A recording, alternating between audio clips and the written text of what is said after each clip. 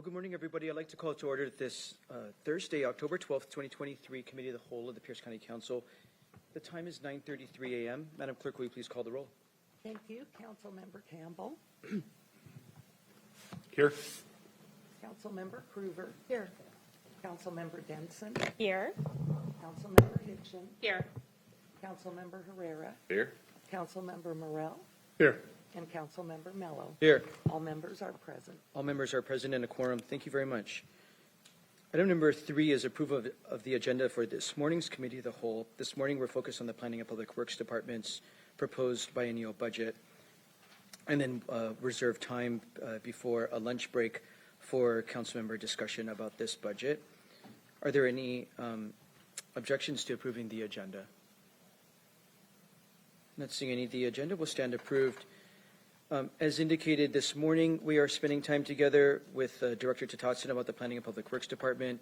This afternoon, we'll move back to Public Safety Services and Legal and Judicial Services with the prosecutor and the Department of Assigned Counsel, and having the sheriff back this afternoon. So again, this morning's focused on Planning and Public Works.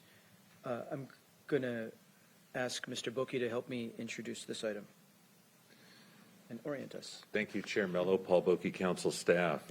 Today is, in fact, Planning and Public Works Day. It's their tab is in the budget book under Planning and Public Works. Presentation, Planning and Public Works, by my count, 20 different funds, including the County Road Fund, the Sewer Utility, ferries, airports, planning, and all sorts of other things. It goes into the general fund. There's a lot of special revenue funds. There's a general fund element on the planning side, and enterprise funds with the sewer.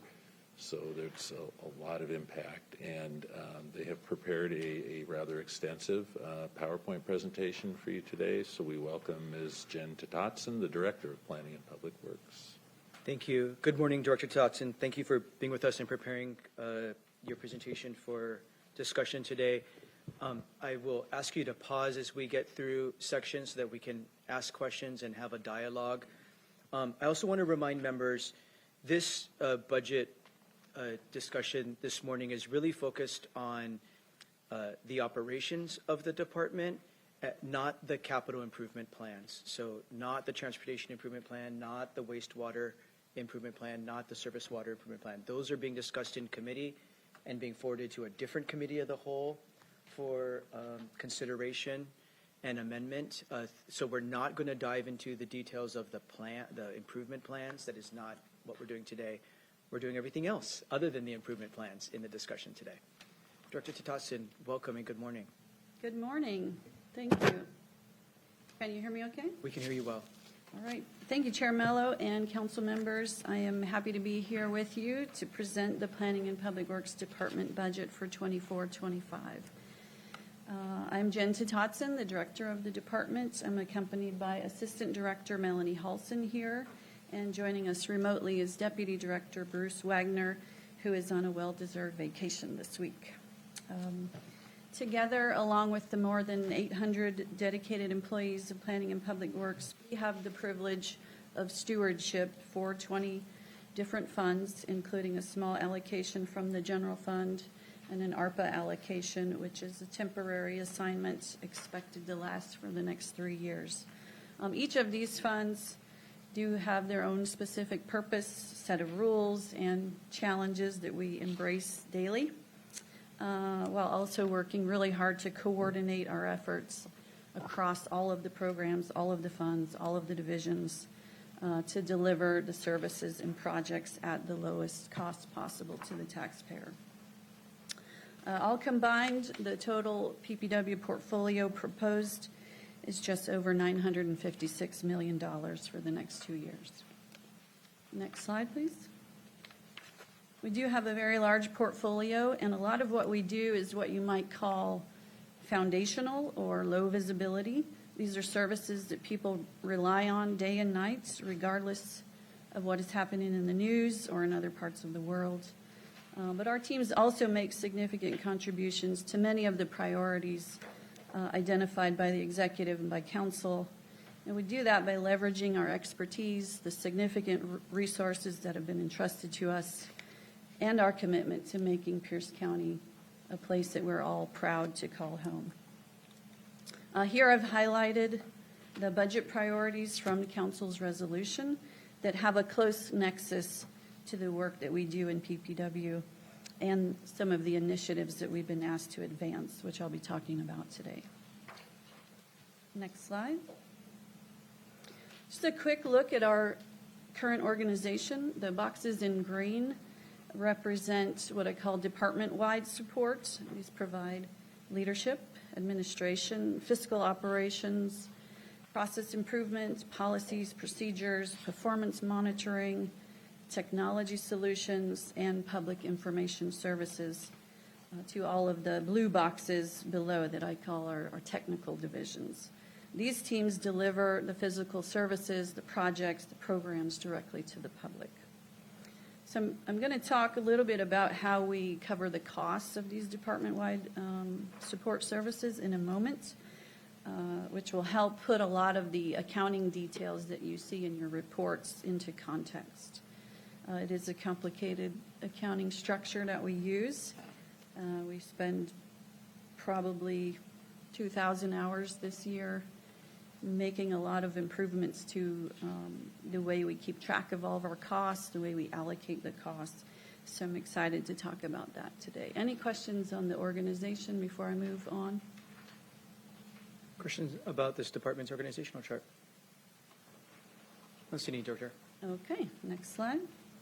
So just a brief summary of the major functions that reside in Planning and Public Works. I've listed at the top of each of these boxes the funds that primarily support the functions for reference. But I do want to take a couple minutes to talk about our accounting structure and what we're doing to ensure that we have the lowest operating cost possible. Wherever you see various prorated across the top, this refers to all of the other funds' contributions to our department-wide cost pool. The legacy of former Public Works Department has its roots in the road department. So the county road fund is our home fund. And the department-wide cost pool is now captured in Workday in what is called a sub-fund, 15001. So if you see 150, that means county road fund. But the 15001 is a special carved out section of that just to have visibility and control of all of these department-wide costs. The net impact to the road fund is only those costs attributable to supporting road operations.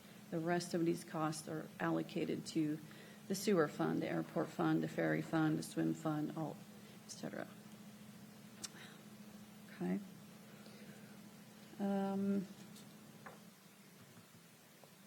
So over the last year, with the help of the finance department, we established this sub-fund, and we've been working to consolidate some of these common functions that exist across all of the other funds into this sub-fund. This model provides us with more flexibility to assign overhead support to the programs that need it most from year to year. And to reduce duplication in some cases. A good example of this is our assistant director position. Formerly, this role was charged 50% to the general fund and 50% to the building and development funds. Moving that position into the department-wide cost pool allows us to leverage Melanie's expertise to support the airport program, the ferry program, department-wide customer service programs, things like that. So the cost of her salary and benefits gets distributed according to the formula method that we have for all of the funds. Okay. So the functions that you see, I'll quickly touch on. Business and financial operations handles all of our accounting and invoice processing for contracts, payroll, these kind of things for the departments. Our innovation and technology division works with the county's IT team to support all of PPW in our equipment replacement, but mostly program-specific software that supports our business functions. They look at new programs that get assigned, what technology solution do we need to support them. I've had them working really hard looking across all of our systems to see is there room for consolidation or integration. So that's a very capable and important team. Strategy and Performance Division provides a lot of our HR partner functions, all of our public records management and public record request response, which is significant. They also help us with organizational development, process improvement training, and they do have a temporary assignment managing the broadband program through ARPA, as well as some coordination with the facilities department. Okay. Long-range planning, I think you're very familiar with. They provide regional and countywide planning as well as community-level planning. They also draft and oversee the process for proposing code changes that PPW is responsible for. And they provide administrative support to the Planning Commission, several other boards and commissions as well. Maintenance and Operation Division is our largest division. They provide 24/7 coverage of our roads, rivers, stormwater system, as well as maintaining a majority of the heavy equipment needed for county operations. Code enforcement functions are performed by a variety of divisions across the departments and covers a range of different technical areas, regulations, laws, and permits that we need to comply with. The funds that are listed here support the team that manages the PC Response program, which primarily focuses on property maintenance code, public nuisance properties, unsafe structures, junk vehicles, and other solid waste violations. I will talk later about an initiative we're working on to better align more of the staff that enforce the codes, which I believe will increase our case closure rates, consistency in how we respond, how we work with property owners on voluntary compliance, how we assign fines and penalties for noncompliance, and how we report resolution of cases. So I'm excited to talk about that a little later as part of the general fund position consolidation and reduction slide. Any questions on those functions before we move on to the other half of the department? I don't see any. Thank you. All right, so the next slide. Office of County Engineer Division does the planning, right-of-way acquisition, design, construction management, and sets the standards for our roads and bridges. They create the 6-year transportation improvement program annually, and they also manage our traffic section, which designs, operates, and maintains the thousands of traffic signs, signals, and the communication network needed to keep vehicles and pedestrians moving safely on our roads. Sewer Division operates 2 wastewater treatment plants and the entire collection system for over 69,000 customers 24/7. They also have the responsibility of ownership for Chambers Creek properties, so they do regularly coordinate with the Parks Department as well as manage the significant water rights that are at that site. The sewer engineering team produces and updates the 6-year sewer improvement program. And the planning section manages the long-term unified sewer plan, which requires close coordination with all of our cities and our long-range planning team to ensure that we're incorporating growth projections into our capacity needs. The Surface Water Management Division provides floodplain and watershed services as well as flood protection infrastructure across the county. They produce the 6-year surface water improvement program and ensure that we stay compliant with FEMA's National Flood Insurance Program. As you all know, the county is blessed to include Mount Rainier and 4 significant river systems, which involves dozens of creeks and lakes that also pose significant flood risk to the built environment. This team works tirelessly to maintain and enhance our standing in the community rating system, which makes our residents eligible for discounts on flood insurance and the county eligible for additional technical and funding assistance from the federal government.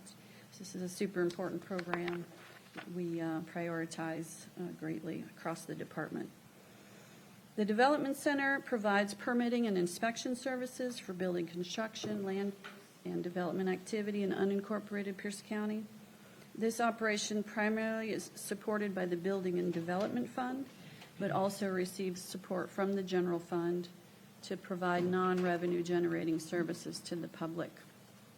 This is mostly general information and code enforcement functions that are performed by permit reviewers and customer service staff. I'll be talking more later about our efforts to consolidate these general fund allocations and also to improve our workflow and timeliness in the Development Center. Sustainable Resources Division manages their solid waste system through contract management and educational services, as well as the Sustainability 2030 program. They are our subject matter experts for climate change and greenhouse gas reduction. And lastly, the very small Airport and Ferry Division have the dubious responsibility of managing the county's ferry system and 2 general aviation airports, both on shoestring budgets, I will note. And we do rely heavily on contractors to do a lot of this work, but this budget does propose a modest increase in staffing to begin improving our ability to sustain these important assets for the long term.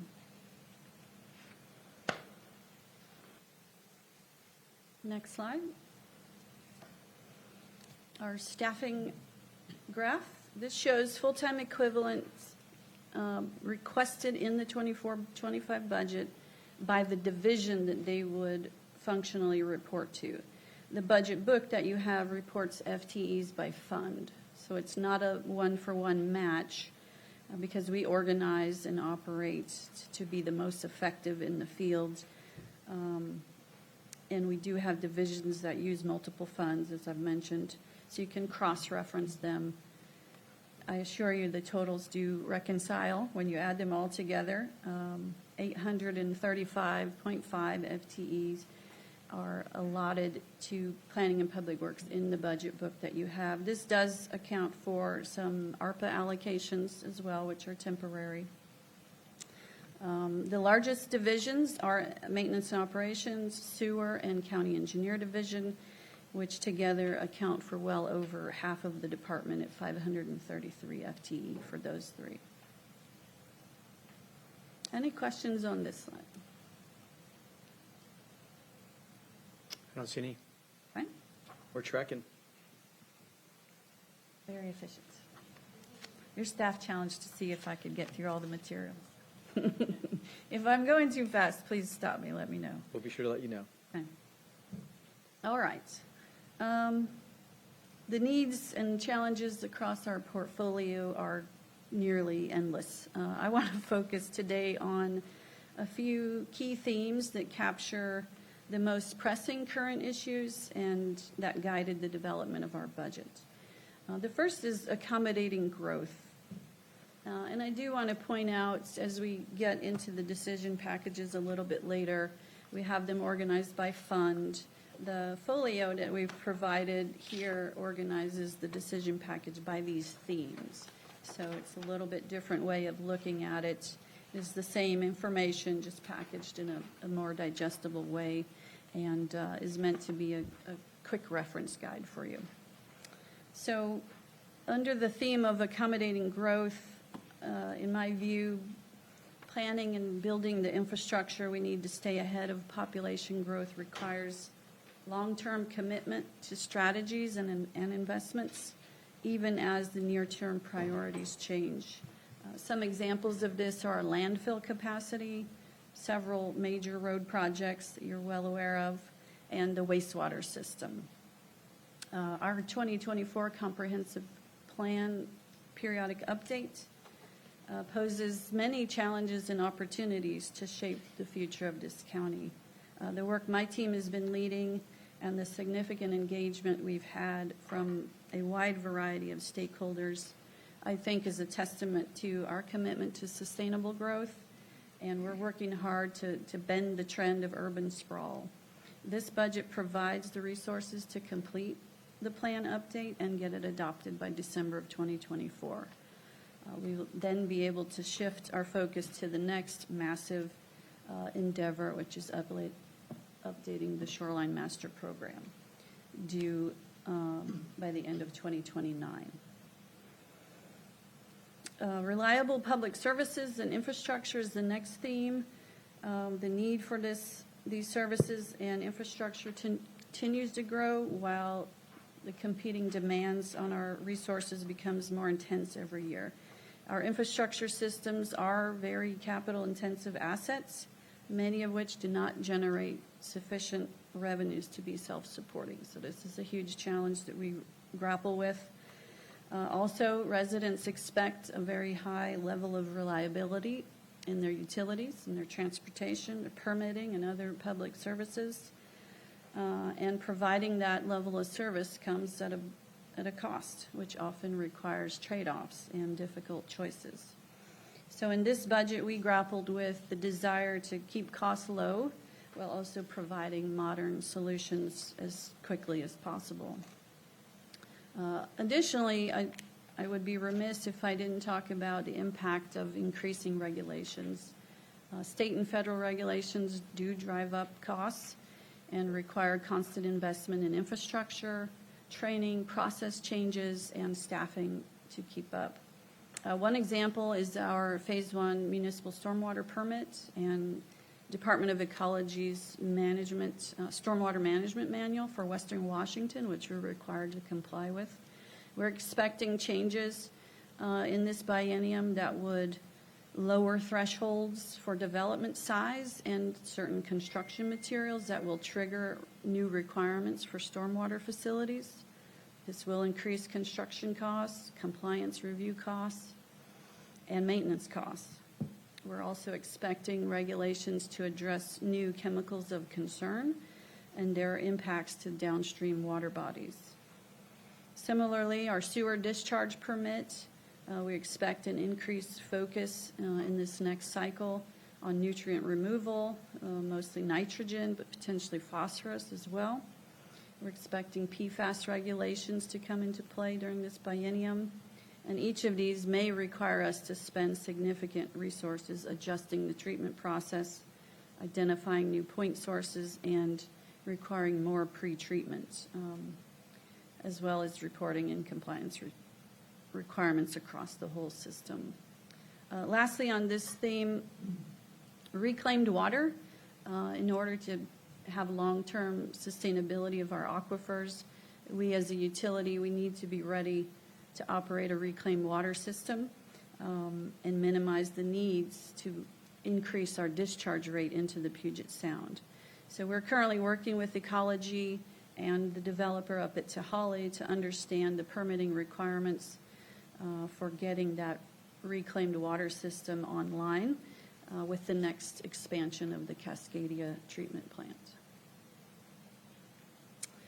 The third theme you'll see throughout our proposal is access and equity. Acknowledging that past policies and investment decisions have created disparities in access to economic opportunity and essential services, we know we can do more to make things more equitable for the underserved.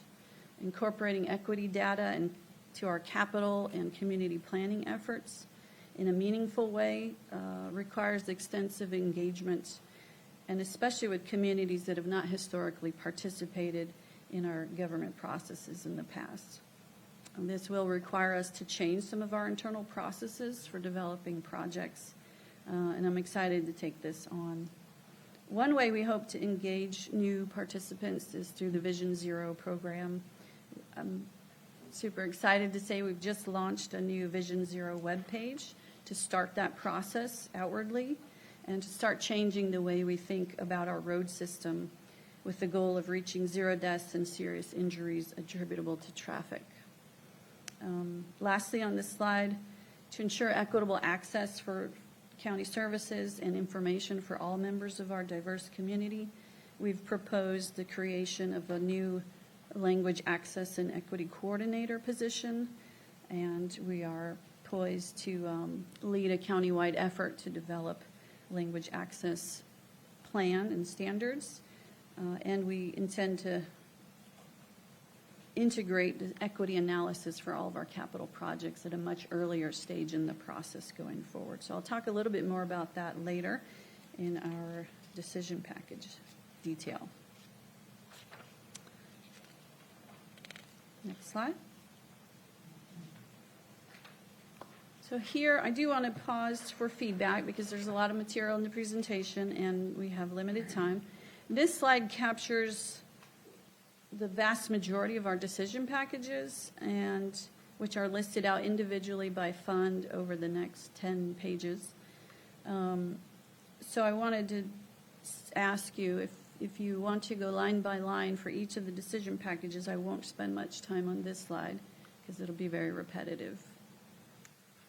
But if you want to talk about them strategically here, I can. Please go through slide, this is slide 8, strategically. Okay.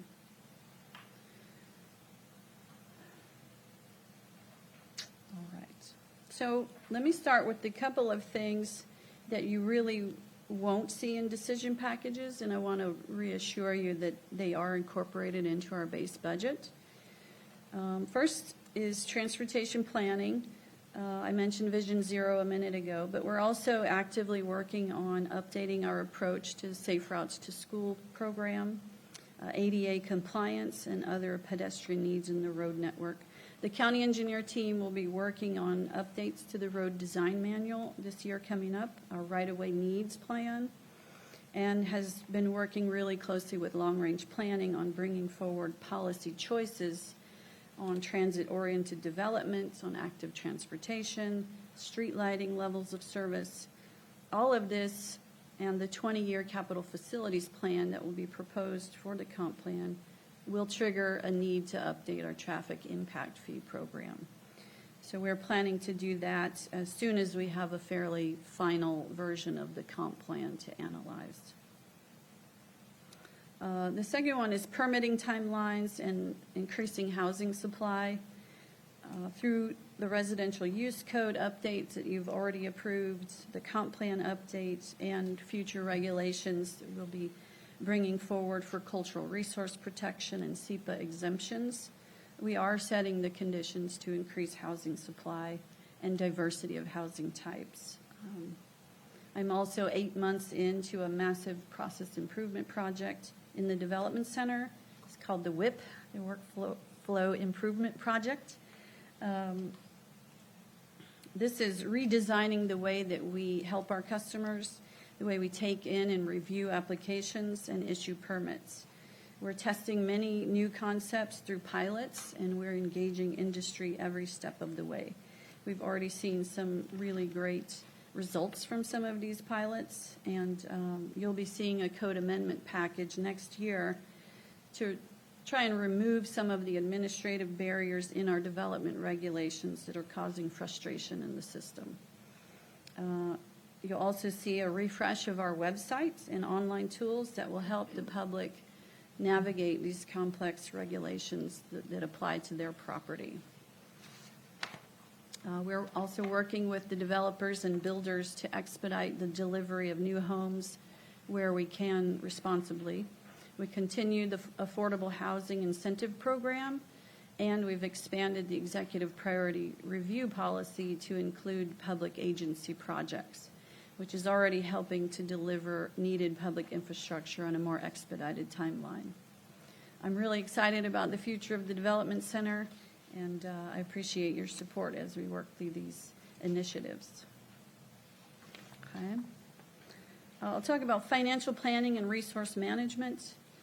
It's important to me to understand the true cost of delivering our services and our projects, maintaining our systems. So we are adjusting rates in most programs to ensure long-term financial viability of these programs. So you'll see fee increases to most of our programs. I mentioned earlier the sharing of resources to reduce waste and redundancy is important to me. We have to do that carefully to ensure that we also comply with fiscal policies, accounting standards, and Gary's requirements as well as the state auditors. So that is a very deliberate and detailed approach that you'll see throughout this budget. Okay. I've talked about comprehensive planning already, and we will talk about that more. Expanding the sewer and water utility capabilities, those have individual decision packages. We look at this holistically from a utility provider approach, both from a business case perspective and also providing reliable services that the community can count on and thinking about the future. Clean and safe communities. We have a brand-new initiative proposed for you using the ARPA allocation, as well as code enforcement consolidation that I mentioned. I'll be going into a lot of detail on that in the general fund reduction slide. But I also want to mention the work we do every day to keep our communities clean. Our road crew is very responsive, very vigilant in getting out there to pick up illegal dumping, cleaning our storm drains to make sure that we're not contaminating the environment. Levee maintenance, we see a lot of unauthorized encampments and abuse of those properties, so they're on patrol and clearing those sites whenever they can. We've also, I mentioned, looking hard at street lighting standards for pedestrians and trying to understand the financial impacts of increasing that level of service. I'll talk about cultural and natural resource protection in a decision package. I'm really excited about the work we're doing here, coordinating with our Tribal Historic Preservation Officer partners at the same time that we're working to increase investment in restoring natural habitat, removing fish passage barriers through our capital programs. I think that covers this slide. Director, before you move on, let's pause here, Fine. see what questions there are. I'll begin and then look to my colleagues for some other questions. I appreciate pausing on the slide about the major department initiatives for the next biennium. Do you need some water, Director Tatsin? I'm good. You're good? Okay. I have water hidden down here. Okay, great. Melanie's here if I pass out. Want to make sure you're comfortable. Let me start with cultural and natural resource protection.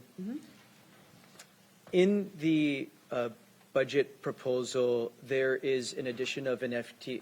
So let me say, I'm going to try to ask questions and encourage members to ask questions at the strategic level here. The next many slides go into detail in the decision packages for FTEs that do support a lot of this. So there is more detail to come, and the ARPA initiatives. But one of the department strategic initiatives here is on cultural and natural resource protection.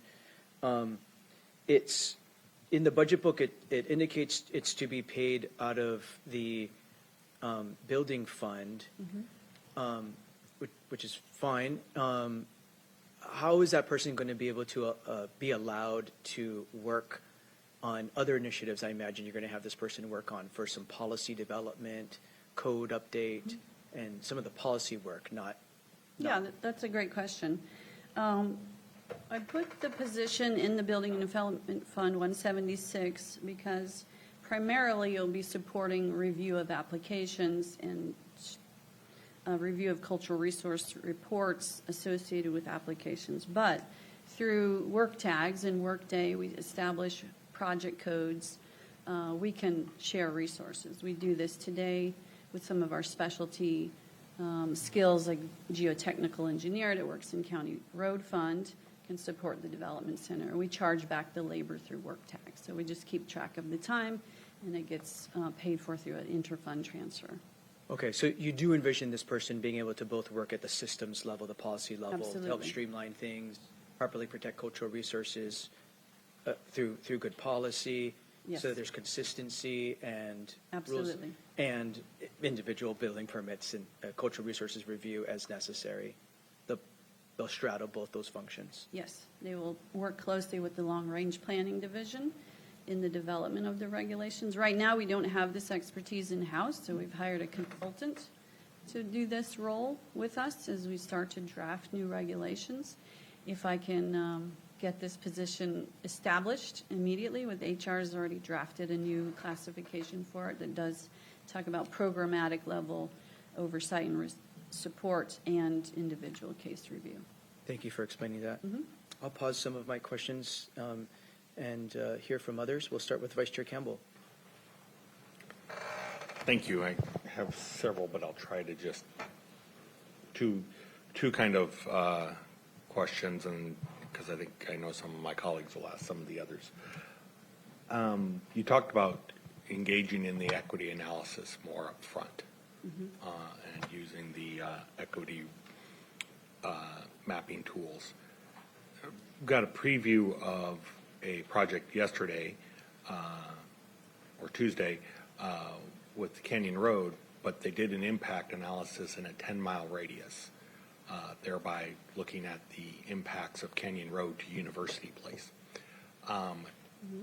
Is there going to be a review of that and perhaps a narrowing of scope? Because when you're looking that broadly, you're looking at half the county, and you don't actually get to drill down as to what impact you're having in the localized area.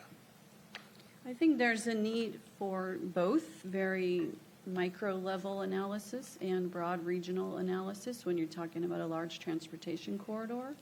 That is consistent with US DOT guidance and the federal agencies that would fund that type of project. But we also need to be able to drill down to the census block level, which there are tools that do that. We're working with the Finance Department to see how we can refine the equity index tool that we have. We also use several other tools that have been published by other agencies. When I was referring to doing it earlier in the process, these large capital projects that take many years to come to fruition, right now we're looking at many of them after they've already been designed. So there's not a lot of influence what we can have on a project without significantly affecting the cost or the schedule or both. So what I'm proposing is that as we start to plan new projects in the 6-year programs, we will be doing equity analysis much earlier in the life cycle of the project to shape the scope of that before it's baked into the design. And how would you be using an equity analysis and equity mapping in deciding between, say, if you have to choose between a suburban road or a rural road that might be in a underserved area? Well, there's a lot of things we need to do to come up with some consistent methodologies. This is a fairly new requirement for us. Later I'll talk about a new position I'm proposing to help develop those kind of business rules and train our staff on exactly how to do it. A lot of the projects that we put forward rely on grant funding, and each grant program has specific criteria that they're looking for. So that's generally our first filter.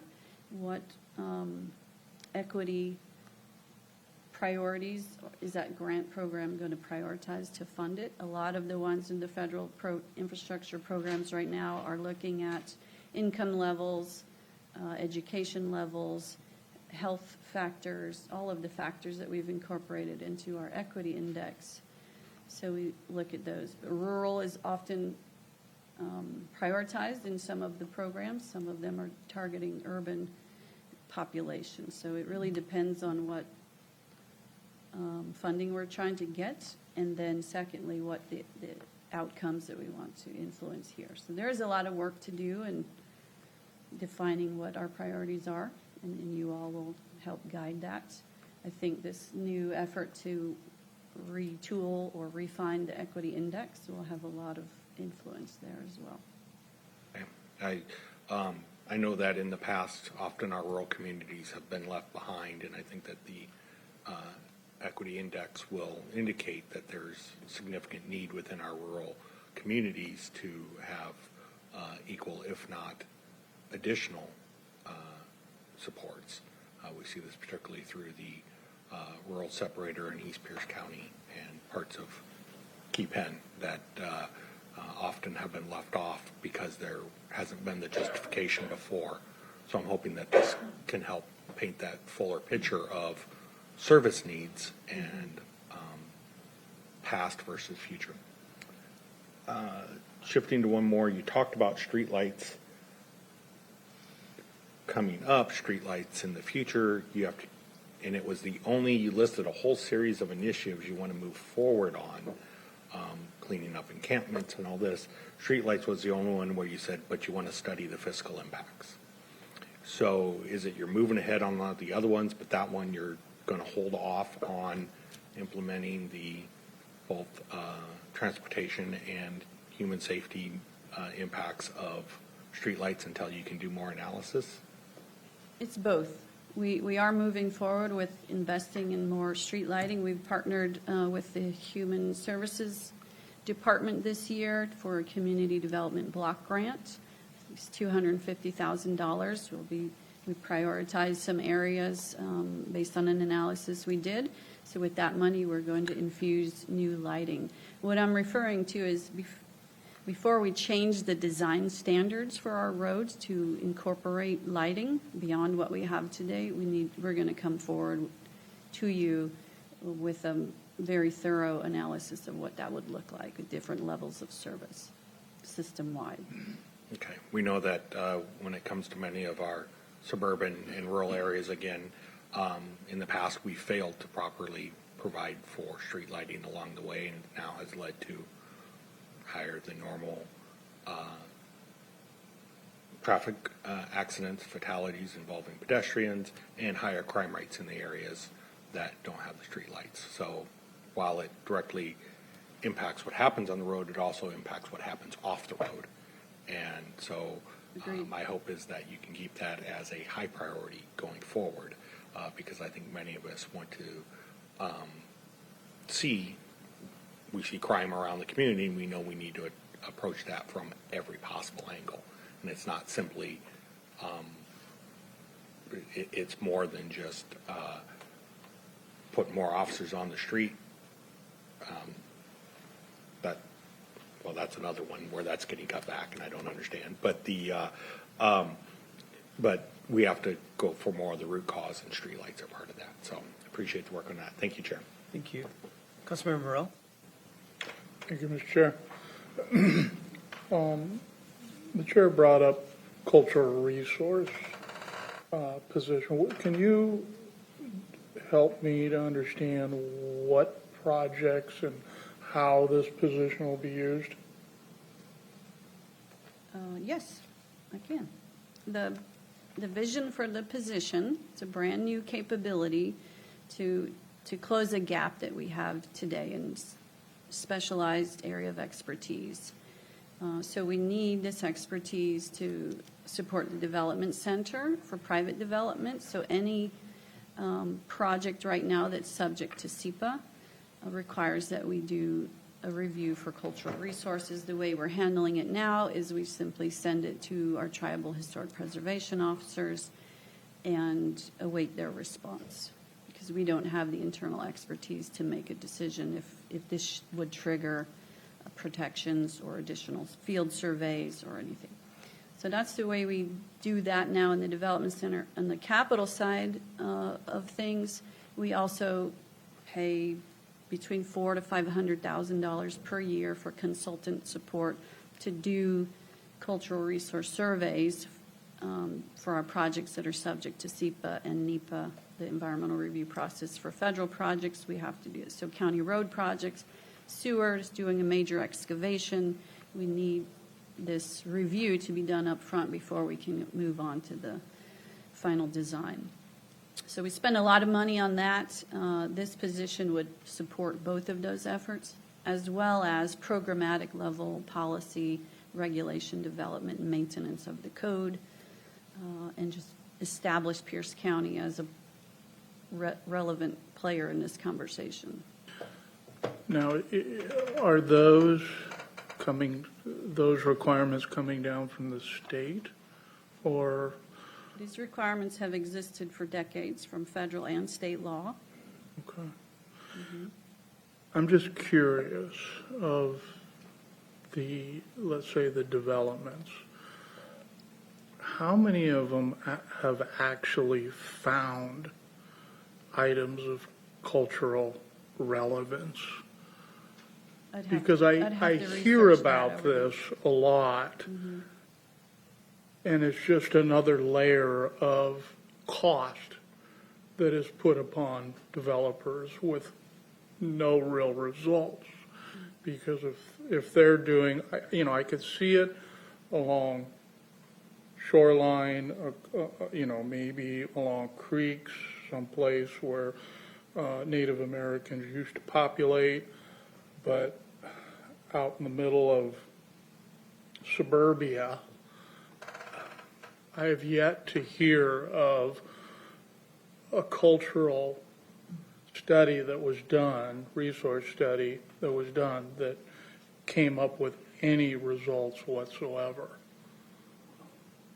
I can do research on the Pierce County application history if you'd like, but there are definitely a lot of examples of finding artifacts in this area. Okay, if you could do that, I would love to hear Okay. that part of it, and, just, you don't have to spend a whole lot of time on it, but I'm sure you capture that somewhere. There will be a manual process to review the reports. But Okay. We can work on that. And in working with our tribal partners, as you talked about,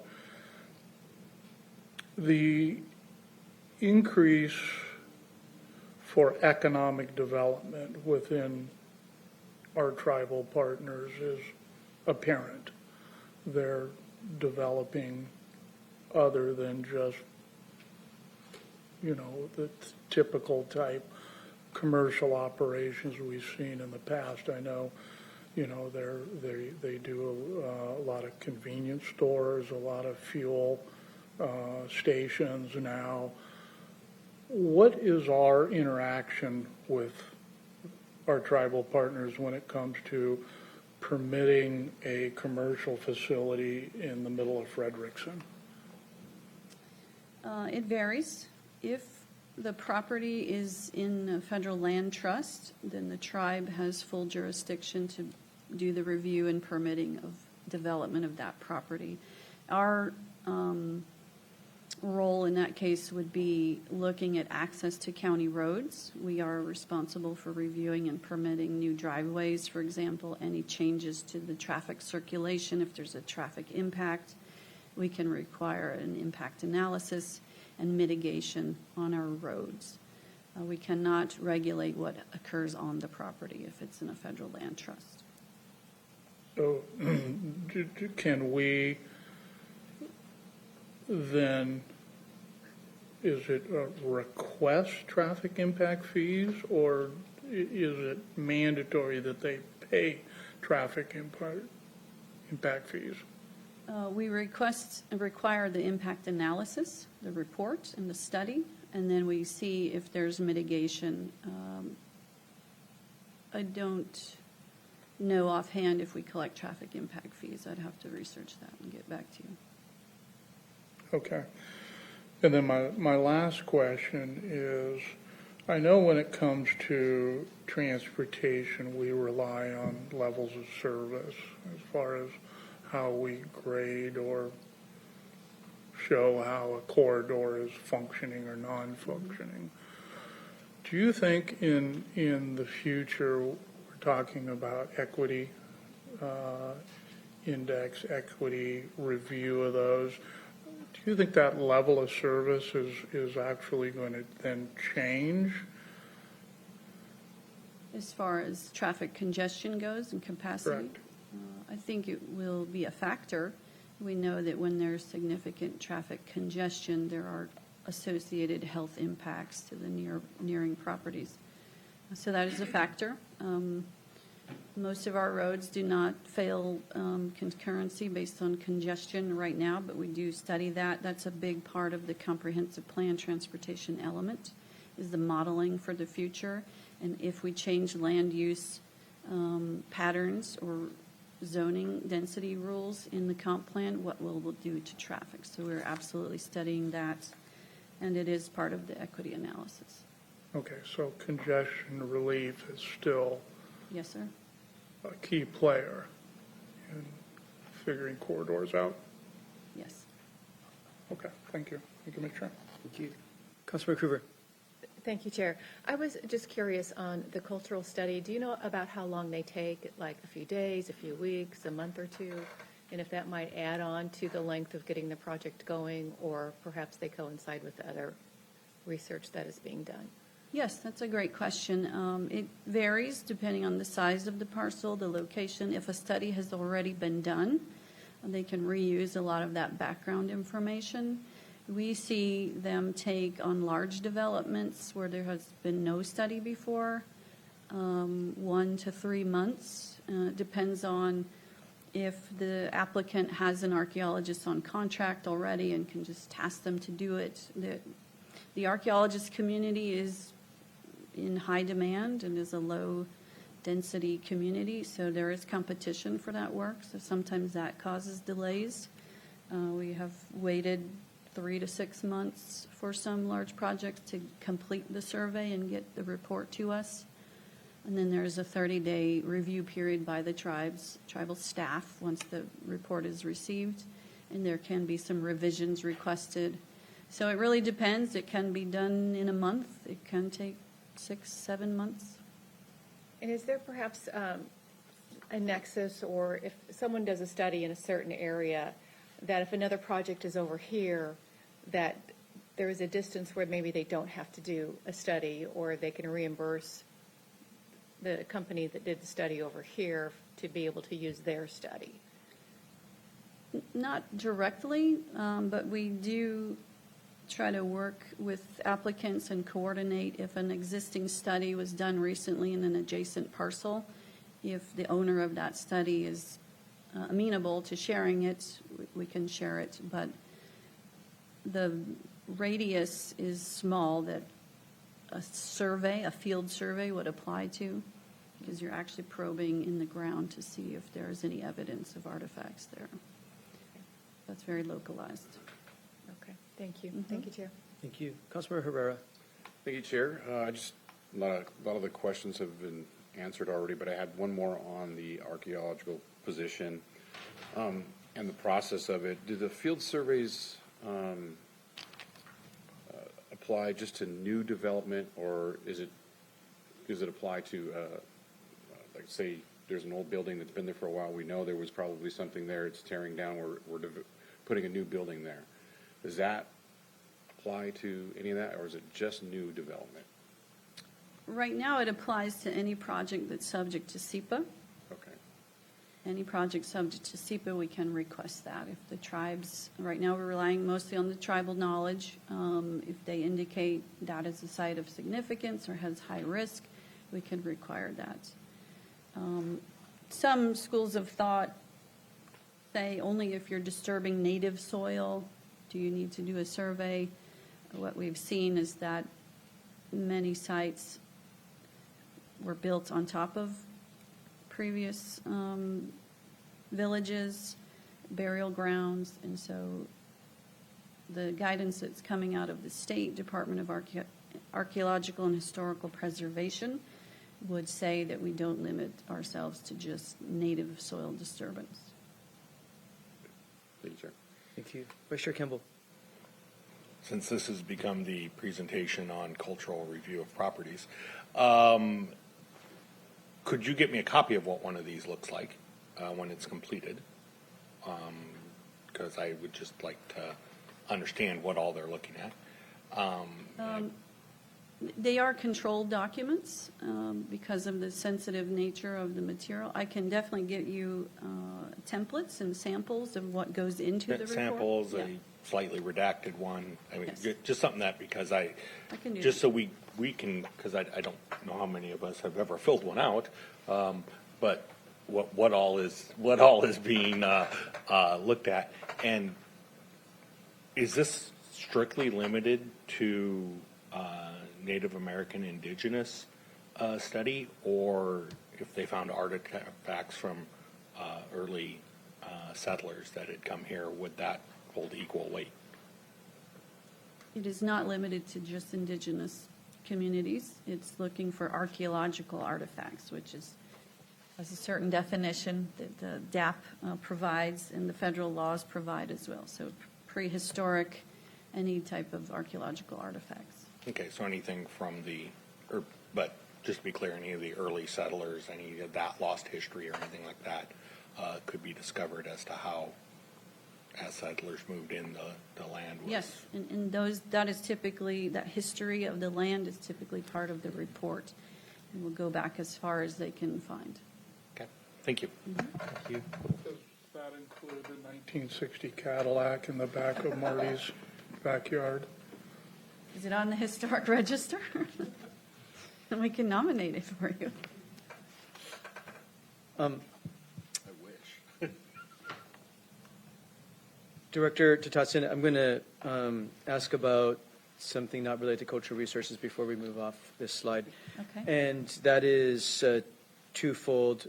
One, you mentioned, I think the acronym you're using is WIP, Yes, the Workflow Improvement Project.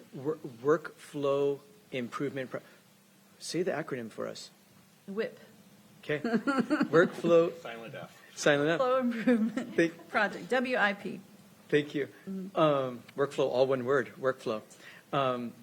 It just sounds very interesting, sounds important. I know you're putting a lot of energy into it. I really encourage you to come to the council's committee to brief as early in the year as possible to keep us close to the details so we can be on the same page about the work. We know you're putting a lot of hard work into that. Before we get too far ahead on that and council's not aware of the progress and what might be changing. The other thing I just wanted to probe on briefly, we have a lot of decision packages to get through before lunchtime, is under financial and resource management here with department initiatives, the last bullet, improving competitiveness for federal and state grants. I'm really pleased to see this as a major department initiative for the next biennium. We know there's a tremendous amount of opportunity at the state and federal level that we can bring home to Pierce County, that your department leads for us with the Infrastructure Investment and Jobs Act at the federal level, the Inflation Reduction Act at the federal level, the Climate Commitment Act at the state level, broadband at state and federal level. There's so many initiatives that we need your team being competitive for. I like to see this here, interested to hear the decision packages on that. Feels to me like you need more capacity support to truly meet this charge. I'm not seeing the capacity, say, with the billions of dollars that are available for the Inflation Reduction Act to help people save money and stave off pollution, as an example, not to mention broadband capacity, other capacity in the IIJA, in the transportation. So I'm going to be listening for how we are really setting ourselves up for success and being able to bring home enough our fair share of resources to Pierce County from those major state and federal initiatives. I don't know that you need to comment now, but know that that's something I'm very much looking for and will be reviewing as I further review your decision packages. Okay. Let's have you continue. I'm going to ask you to move through the decision packages fairly quickly. We have a lot to get through, so fairly quickly. We'll pause briefly to see if anyone has any questions, but ask my colleagues to help me manage time. We have a lot of decision packages to get through. So fly at a pretty high level, Director. Yes, sir. All right. Next slide, please. While this slide, 15001, is not a fund of its own, I'm starting with this group of decision packages because they support the entire department. You might recognize, as I mentioned, 150 is the road fund. I already discussed the sub-fund and how we've been consolidating some of those common functions there. I want to say all of the costs that go into this sub-fund are then reallocated to the other funds. And we do this through a formula that roughly mimics the amount of effort and resources that go into supporting each program. We use a combination of FTE counts and operating budgets to develop this formula, and then we assign a ratio to each of the funds. One exception to that formula allocation method is Decision Package 1 on this list, office space consolidation. So currently, we occupy 5 very large office buildings, but thanks to the county's teleworking policy, our adoption of a hybrid workplace philosophy, and commute trip reduction efforts, the majority of our desks are used less than 50% of the time. We've studied this in great detail. 4 of the 5 buildings are county-owned, and 1 is a leased facility called the Tacoma Mall Plaza. We call it TMP for short. The TMP lease is up for renewal in 2025, and we're currently spending in excess of $1.3 million per year for that building.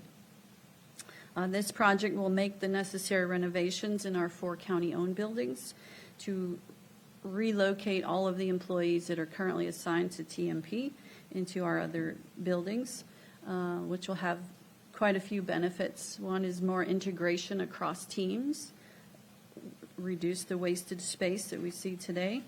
Mr. Taylor, does this show up in the capital facilities plan, this particular item? No, it doesn't. No, it lives here? These are minor renovations Okay. to the annex, to the stop building out in South Hill, to the central maintenance facility in Frederickson, and to the environmental services building. So the costs are included in the budget for each of those funds, the road fund, the sewer fund, surface water management fund, and a little bit of building development fund. And it'll get us out of the Tacoma Mall Plaza. Yes, by the end of '25. Thank you. Decision Package 2 on this list is the creation of a language access and equity coordinator position to support that more robust equity analysis we talked about, as well as the development of language translation resources for all of our programs. Item 3 is an additional accounting assistant to keep up with increased fiscal workload in the BFO division. We do have some large gaps in our contractor invoice processing and in the development center that can be closed with additional capacity. The BFO team also holds our grant accountants who provide significant support to all of the divisions who pursue grants and execute grants. Item 4 is in response to a county priority to employ people with developmental disabilities and would assist in managing the shared vehicles that we use at the annex and the TMP. This program provides a job coach to assist with training and integration, so I'm happy to support this initiative. We're going to ask you to pause briefly. Councilmember Hitchin. Thank you, Chair. Thank you, Director. I noticed as I was going through a lot of these slides, there's a small one-time associated with FTEs. Can you explain what those are? Because they were not the same amount, and I was just trying to track them. One-time costs refer to things that would not continue in perpetuity. So whenever we add a new position, we have to buy them a computer or cell phone. So those small upfront costs to bring the person on board and get them a seat. For Okay. example, I hadn't that's seen what that in other packages, so I was just curious. Thank you. Yes. Thank you. Councilmember Cruver. Thank you, Chair. Can you tell me the demand that there is at the Center for Language Access? How At the much center? demand is there for access for the language Non-English speakers. translation? Did you say a center? Well, people coming in, so you have Oh, in the development center. development, Okay. yeah. 'Cause you're adding a coordinator position, and I'm wondering how much demand there is for that position for the language access. Yeah, that's a great question. We did a review of all of our functions to see what are we currently doing for translation services. Is there unmet need? What are those needs? We also pulsed all of the other departments who are doing translation services like DEM and human services. Right now, we use an on-demand live phone translator for folks to come in person to the development center, and there is a need. It happens several times a month, I would say, and I don't have the statistics with me, but our Sustainable Resources team translates documents for environmental education. I think there's a big gap in our sewer billing customer service. We are not able to respond to people who call in unless we tap into that live phone service, which is managed by another department. So we would expand that type of service. Looking at the demographics of the county and of our customer base, it's 5 to 10% of people we deal with that speak other languages. So part of this position, the first thing it would do, really survey what are the needs, where are the most urgent needs, and then tackle that. So it's one position, a small amount of professional services to buy translation services. So would you say the service that you're using now is adequate? It is or not adequate. Not adequate, okay. Yeah. Thank you. Thank you, Chair. Thank you. Councilmember Herrera. Question was answered. Thank you, Chair. Thank you. So the questions on this slide of decision packages? All right. Next is the County Road Fund on the next slide. This is our largest fund. The first item is the Vision Zero program. Items 1 and 2 actually support Vision Zero. We're requesting a planner for and $555,000 for professional services and other costs. Majority of the non-labor costs are reimbursable through the grant that we received. Director, I'm sorry. Yes? Did we, what? I think we skipped Did a I skip a slide. slide? Oh. Oh, I skipped the most difficult one. Can we go back to that one? We're paying attention. Okay. Slide 10, We your can slide go 10. back. There we go. Thanks. Somehow that one was invisible to me. All right, let's talk about the general fund. In the budget book, this is referred to now as planning and code enforcement. In the past, it was planning and land services, which reflected the old PALS department name. So the highest priority for our general fund allocation in this budget cycle is to maintain current staffing levels in the long-range planning division so we can complete the comp plan on time and with very high confidence that we're delivering a good product.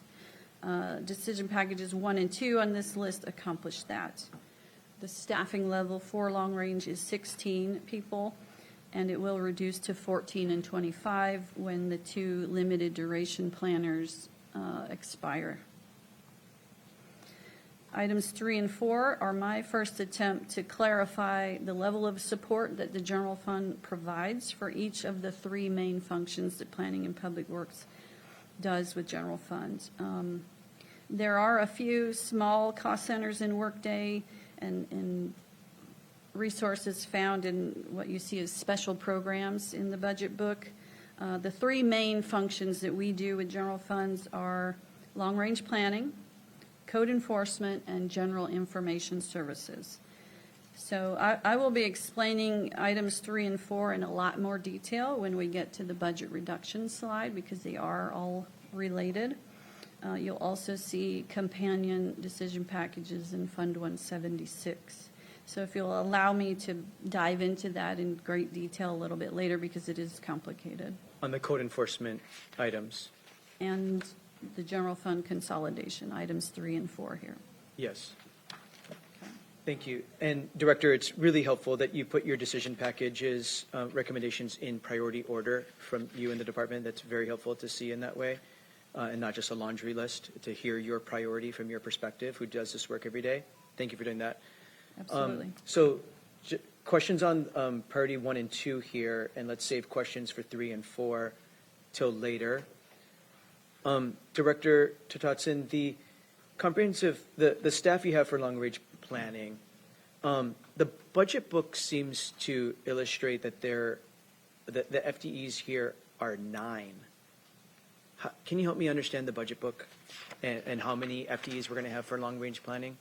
I shall try. The as I mentioned, we do work across many funds. We did a very large consolidation of the partial FTEs, and during that process, there were a couple of errors made, which I'm working with finance and will work with your staff to correct. But you'll also find FTE for long range in the front of the book, special programs, the drinking water system. You'll see 1.25, I think, FTE there. That is part of our long range team. As well as support for LUAC. The Land Use Advisory Commissions are part of long range. So it's a combination of multiple lines in the budget that makes up the staff. I assure you, there are 16 human beings there. There are 16. There are 16. 15.67 is dedicated to long-range planning functions. There's a third of an office assistant who supports environmental review in the development fund. Okay, I want to make sure we weren't going back. You knew the intent of my question was to There make are sure we weren't going 16 backwards individuals. on the capacity. We are maintaining those staffing levels. Director, at the end of your presentation, you talk about what you haven't been able to get to because of limited capacity. Council, I'm just going to be direct. Council often is frustrated that we don't get to the legislative branch's priorities as it relates to code updates and code review and long-range planning projects. The legislative branch's priorities are often left to the end or undone biennium after biennium, and that's a frustration. Can you share what it would take? How much more capacity would you need in long-range planning, considering we have the big comp plan update before us next year, especially? What's the capacity that's going to be needed in order to get to what you see as the priorities in long-range planning, what you hear from the community, and what the council is calling for that continually gets unmet and undone year after year? Well, I would say the needs are endless. I think there's no limit to the amount of resources we could spend doing great things. But I'm confident that the budget we've put forward can deliver the high priority projects and services that the county needs. We are incorporating a lot of the things that y'all have requested into the comp plan project. So a lot of that is embedded in there. Long-range planning keeps a work plan that you see, I believe, quarterly, where we painstakingly prioritize every single task, and we try to assign estimated resources to that, what it would take to do it. Some of the things do fall below the line. I'll note that the things that often fall below the line and at the very end of your presentation are the things left undone are council priorities. And that's a frustration. That the things that often get undone are council priorities. Noted. Councilmember Denson. Yes, thank you, Chair. Director Tatson, thank you for being here. If my question is going to be addressed later, just feel free to stop me. Okay. Trying to ask things at the correct time. But since we were talking about long-range planning, I wanted to ask about the shoreline inventory project that was supposed to be done this year, but then PPW put it off because of some legislative requirements of the Department of Ecology. When is that going to be happening this biennium?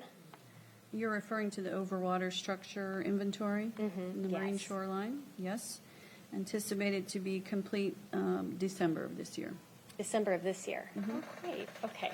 And then my other question is the shoreline master plan update. I understand that the legislature doesn't require it to be done until 2029, but I think there's a number of us that would like to see it done a lot sooner than that, understanding your workload with the comprehensive plan. Are you intending to wait until 2029, or are you intending to maybe get going on this after the comp plan, like end of 2024, 2025? That's a great question because that S&P update will take a massive amount of resources. It is very complex. The problem is that Department of Ecology and other state agencies are still working through rulemaking and developing guidance to implement those latest legislative changes. So we don't have enough information yet to develop a robust plan or cost estimate for the full SMP updates. We do know that there are some required studies that will take several years, and so we intend to initiate that. We've been applying for grants and would hopefully be able to start some of that work in '24. If we can get the funding, certainly in '25, as soon as we adopt the comp plan, we plan to begin working on that. It will be a multi-year process, just like the comp plan, and we want to be well ahead of the '29 date. Thank you, appreciate that. That's all, thank you. Oh, actually, one other question was in regards to LUAC, since you mentioned LUAC. And I saw in the budget on page 1122, it looks like LUAC costs have increased quite a bit from 183 to 428, and I was just curious about that.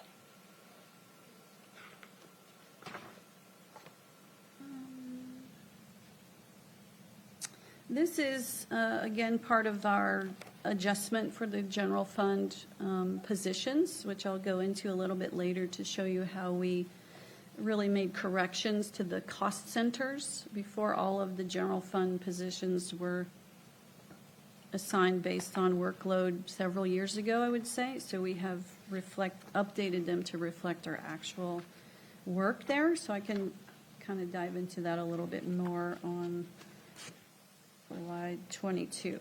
Okay, perfect. Thank you. Thank you. Director, following up on Councilmember Denson's questions about the Shoreline Master Program and how it relates to what we could or should do in the comprehensive plan periodic update in full gear next year. You and I have had several conversations about this with your team and how to align as much of the critical areas ordinance in the comp plan update as is possible, so that we don't have very different standards in the shoreline as we might upland in critical areas not in a shoreline, wetland areas or steep slopes or other areas that are not in the marine shoreline, and having really different critical area standards. I don't see anything in the budget for shoreline work in order to meet that intention of what we are going to try to get as much of alignment as we can in the comprehensive plan periodic update. That is correct. And why is that? That is a general fund cost, and we are constrained in general fund. We have done some work to get an idea of what level of resources it would take to update the critical areas. As you're referring to the GMA requirements that we are integrating into the comp plan, we have to update the critical area regulations to incorporate best available science. Because the shoreline jurisdiction is governed by the Department of Ecology, that's a very different consultation, review, and approval process. So we do intend to tackle that once the comp plan is adopted, but there are no dedicated resources in the budget.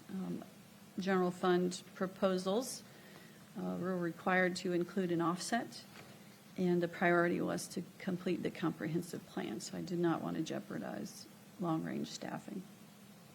Thanks for answering that question. That's a concern of mine, and we'll be looking to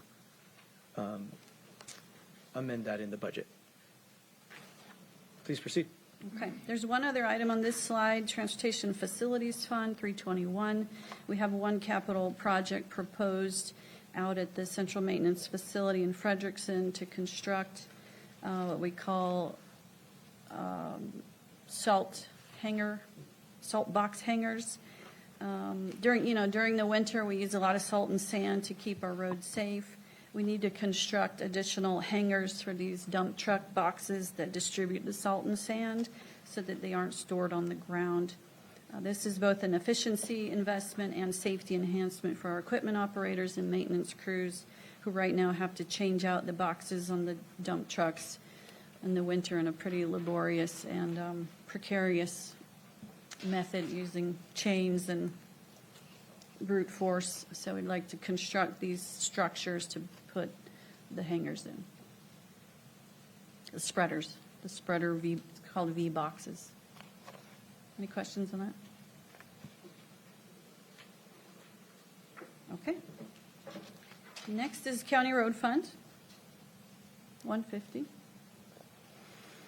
I started earlier, decision packages 1 and 2 support Division 0 effort. This is a planner for and $555,000, $400,000 of which is reimbursable through the grant that we obtained this year.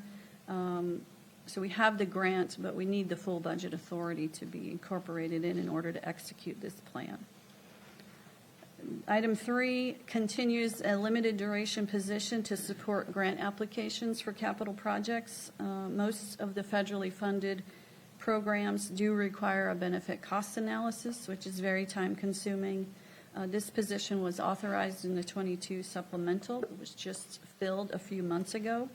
So I'd like to continue this effort to increase our odds of winning more than our fair share from the federal infrastructure programs. Item 4 completes a plan that we initiated this biennium where we purchased equipment to run a second chip seal crew. Chip seal is a pavement treatment that extends the life of our roads. We're requesting 3 new positions to be able to run that second chip seal crew, especially focusing on residential areas. Item 5 adds a program specialist also to support federally funded contracts. We do have increased workload with federal and state compliance requirements. It's now been expanded to professional services contracts in addition to construction contracts. So we do need more capacity to support these programs and administer those federal and state funds. Item 6 is the purchase of a roadside litter vacuum truck and an operator. You will see this concept again in our ARPA discussion, but this proposal would provide a service that used to be done with county corrections crews who are no longer available to walk the roadways and clean up litter. This truck would be assigned to multi-lane roadways, high-volume arterials in urban areas where litter and blight is most prevalent. The ARPA proposal includes a second truck to increase capacity. And item 7 adds 1 maintenance worker to the maintenance and operation division to add capacity to ensure that we can support our airport and ferry system, maintenance and emergency repair needs. And then item 8 is purely an accounting transfer to ensure compliance with our granting agency's needs. This is for the commute trip reduction program. It used to reside in the county engineer division. Last cycle, we moved it to sustainability because of the synergy there with our environmental educators, greenhouse gas reduction. The program will stay in the sustainable resources division administratively, but the funding will go back to the county road fund because our FHWA and CRAB partners prefer it that way. Any questions on these items? There's a few. We'll start with Councilmember Hitchin. Thank you, Chair. I would really like to see the specs on the vacuum truck to just really understand how it works. I've had people like, what if it vacuums up a kitten? I mean, and other Sure. things. And I'm like, I don't know how we don't vacuum up a kitten. And then what about bunnies? So I just, like, people really are curious about a vacuum truck that's going to go in our ditches. We have a lot of small creatures that like to be there, and they just, there's questions. So, and then Okay. with that, if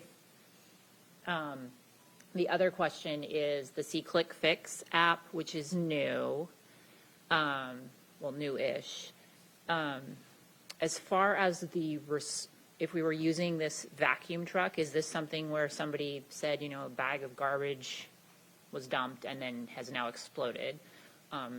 Is that the kind of thing that this vacuum truck could respond to? And would C-Click Fix kind of coordinate that type of thing? Or are they going to be like the street sweepers and have set paths?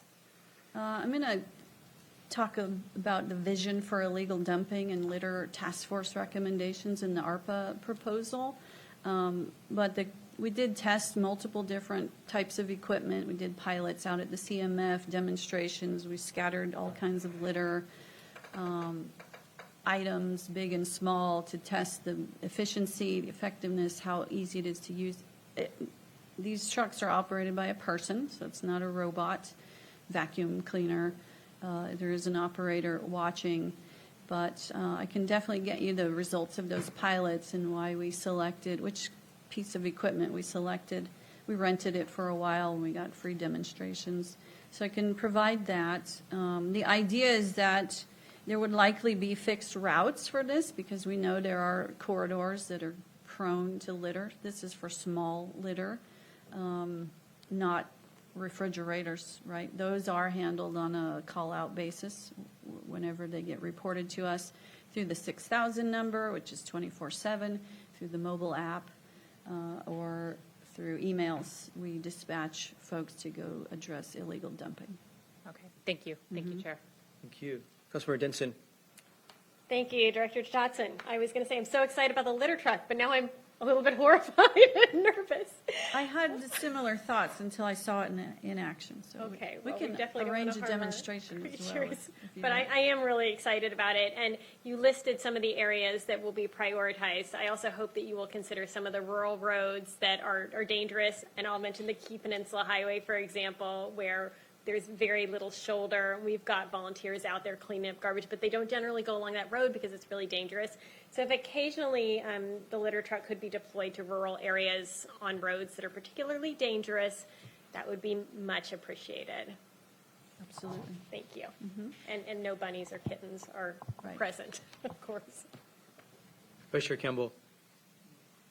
Yes, if we can prioritize bunny-free roads, that would be great. You said that we're lost the litter cleanup crew. The corrections crew. Yes. Okay.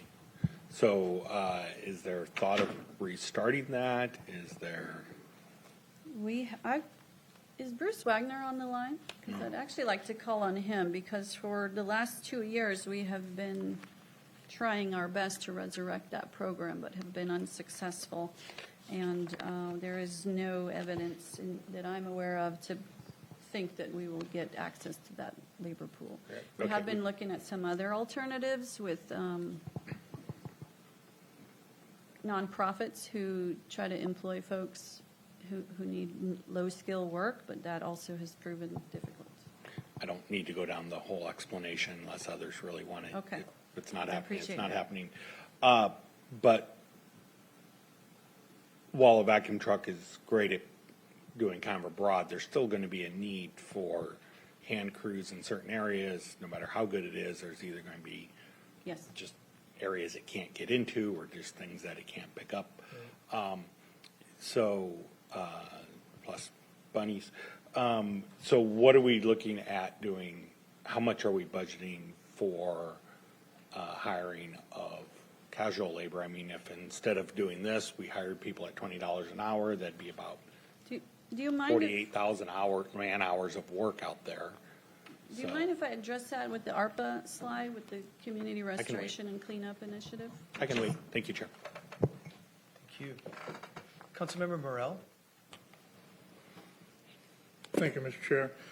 I too am interested in the little vac truck. I know they work great in urban areas, really dense cities, Paris, London.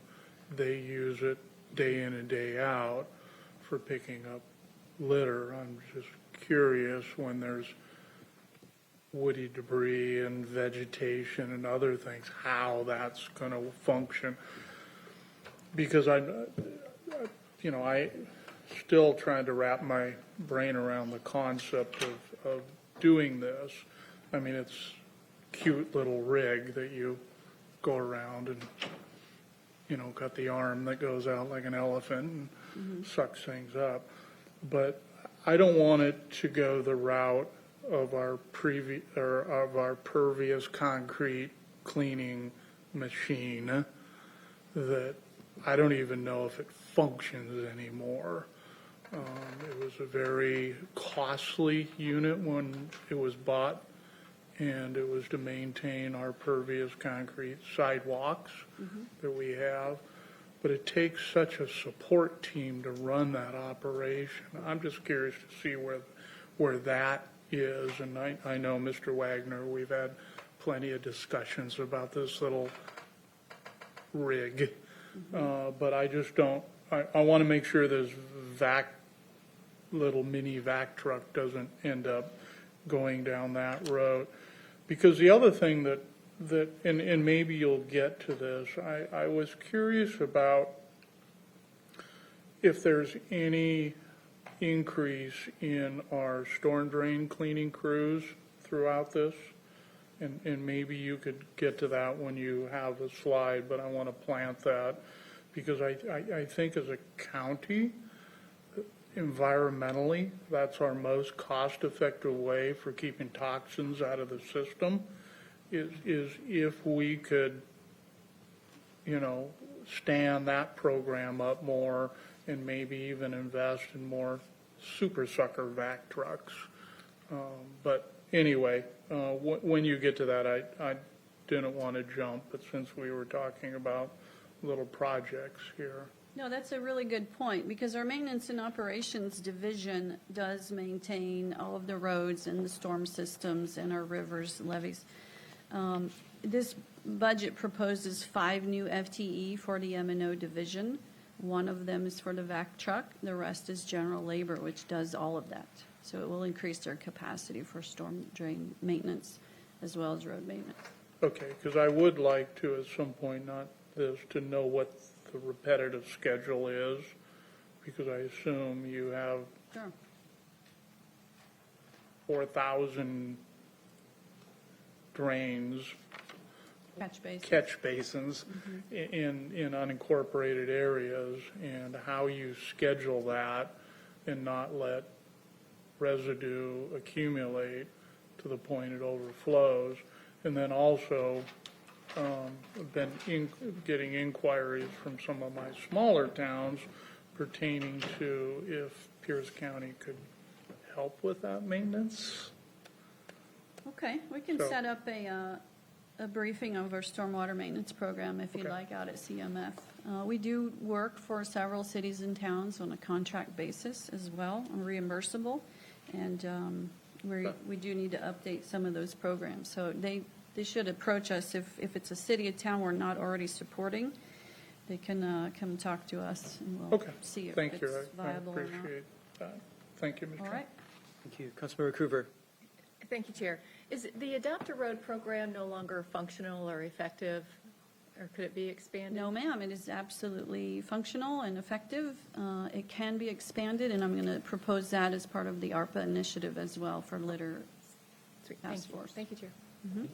Thank Vice Chair Campbell. Just a quick question, looking at number 6 up there.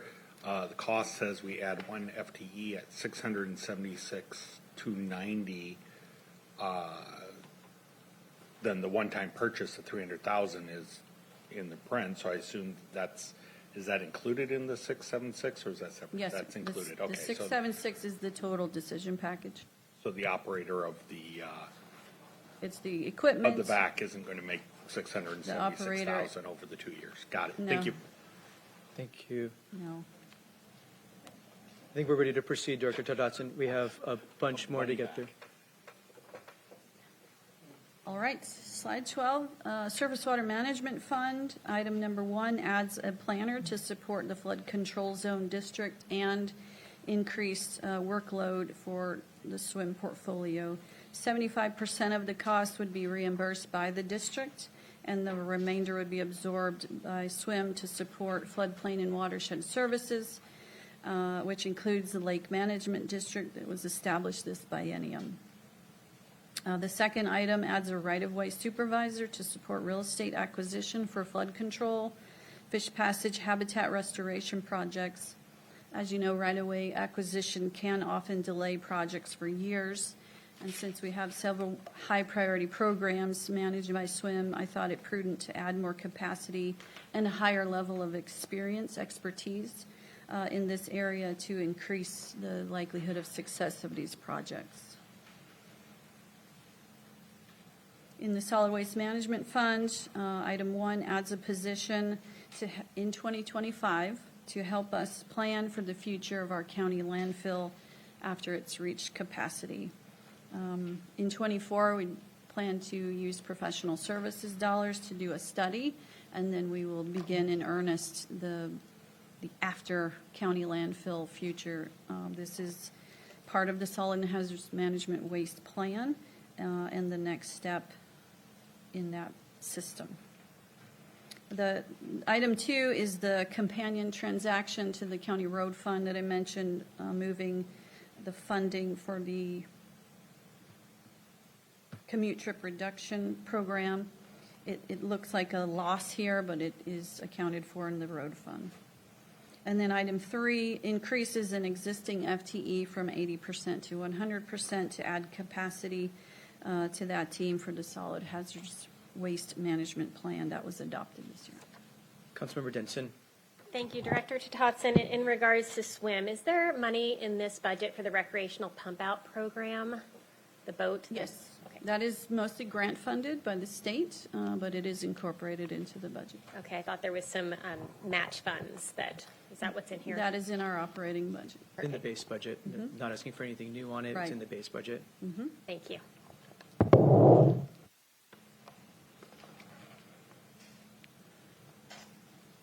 Your slide Nothing else? 13. All right. The Building and Development Fund. This supports our permitting operation in the Development Center.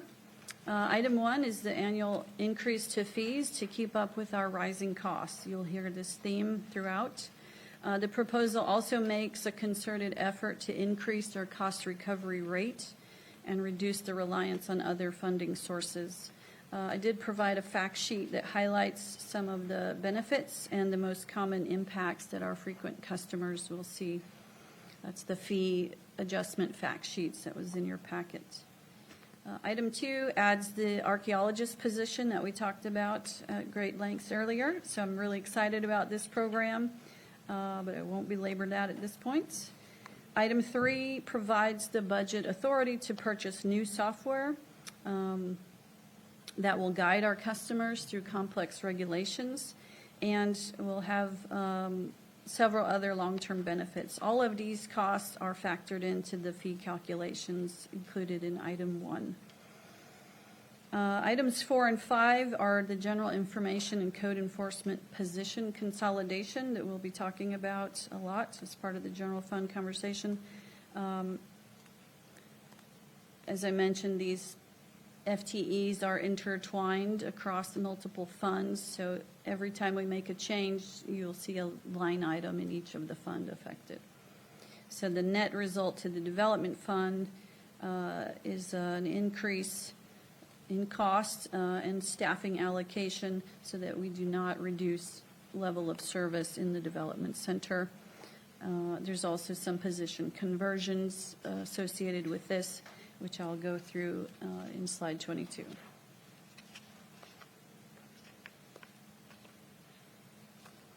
Any questions on these? None that I see. Okay. Next is the sewer utility fund.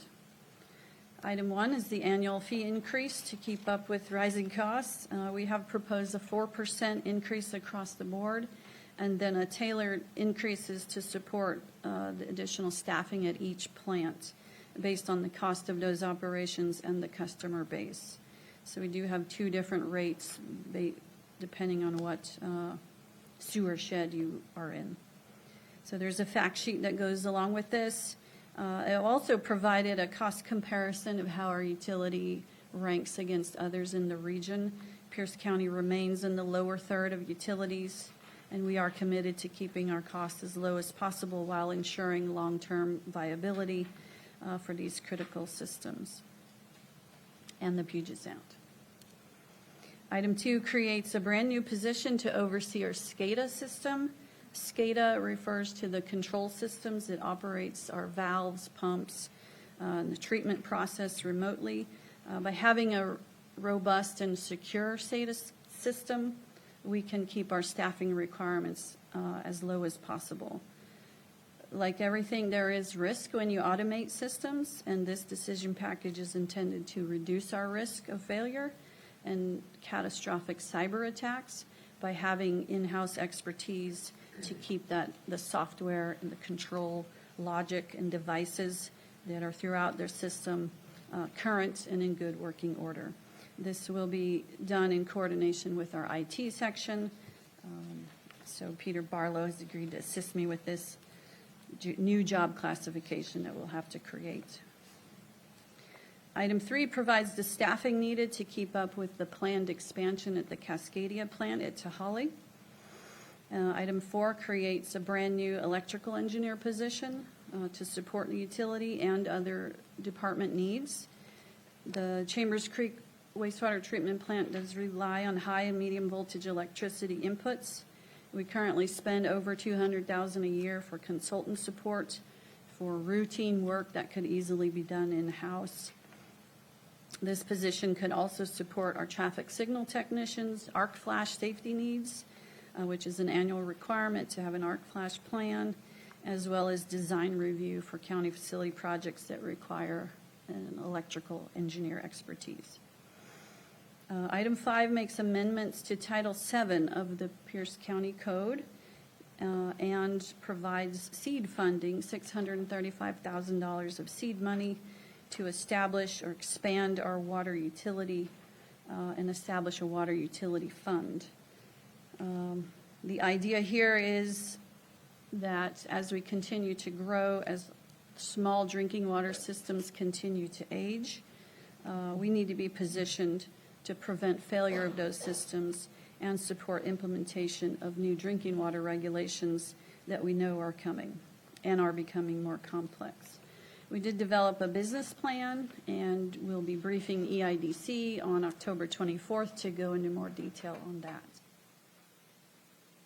Item 6 adds 2 engineering staff to the sewer team to focus on risk assessment and reduction for the collection system. This proposal comes out of the lessons learned from the catastrophic failure of a 36-inch force main in Lakewood at Steilacoom Boulevard in the summer of '21. I believe we can do a lot better to predict and prevent failures in the future, especially as our system ages. This program will also help us plan replacements based on the condition rather than just age, which will be critical as a large part of our collection system was built at the same time, and we obviously cannot afford to replace it all at the same time, much less dig up an entire neighborhood all at once. So that's the idea there. And lastly, item 7 provides funding to our IT team to address a long list of enhancements that are needed in the sewer billing software that was rolled out in '21. This software handles both the sewer account management and all of the underlying data needed to produce the surface water utility billing that goes out with the property tax bills every year. Thank you. I will ask that we hold questions on priority 5 here, the water utility expansion. Grateful you're being responsive to the request to look into this of drinking water system failures and bringing forward a proposal for discussion. It is coming to the Economic Infrastructure Development Committee, and ask that we hold the questions and dialogue for that venue. Any other questions on this slide? Many of us do have a lot of questions about the proposal for the water utility expansion. Thank you, Director. Ready to move on? Let's move to airport fund. Item 1 is the annual fee increases to keep up with rising costs. We have proposed a 5% increase for the tie downs at Tacoma Narrows, for all tie downs and the hangars at Tacoma Narrows, and a 15% increase at Fun Field for those hangars. I've provided a fact sheet that explains the increases, and these will also be presented to EIDC on October 31st, as well as meetings with both of the airport advisory commissions. Item 2 reauthorizes general fund support to match an FAA capital grant. I have to report that unfortunately, due to delays in planning, design, procurement, and funding, the taxiway relocation work needs to be removed from the scope of the Tacoma Narrows capital project, and the obstruction removal work will be deferred to 2024 because the FAA funding has been deferred to '24. We do need reallocation of the previously approved general fund match in order to continue with that work. And we're certainly going to need to develop funding strategies for other capital projects at both airports.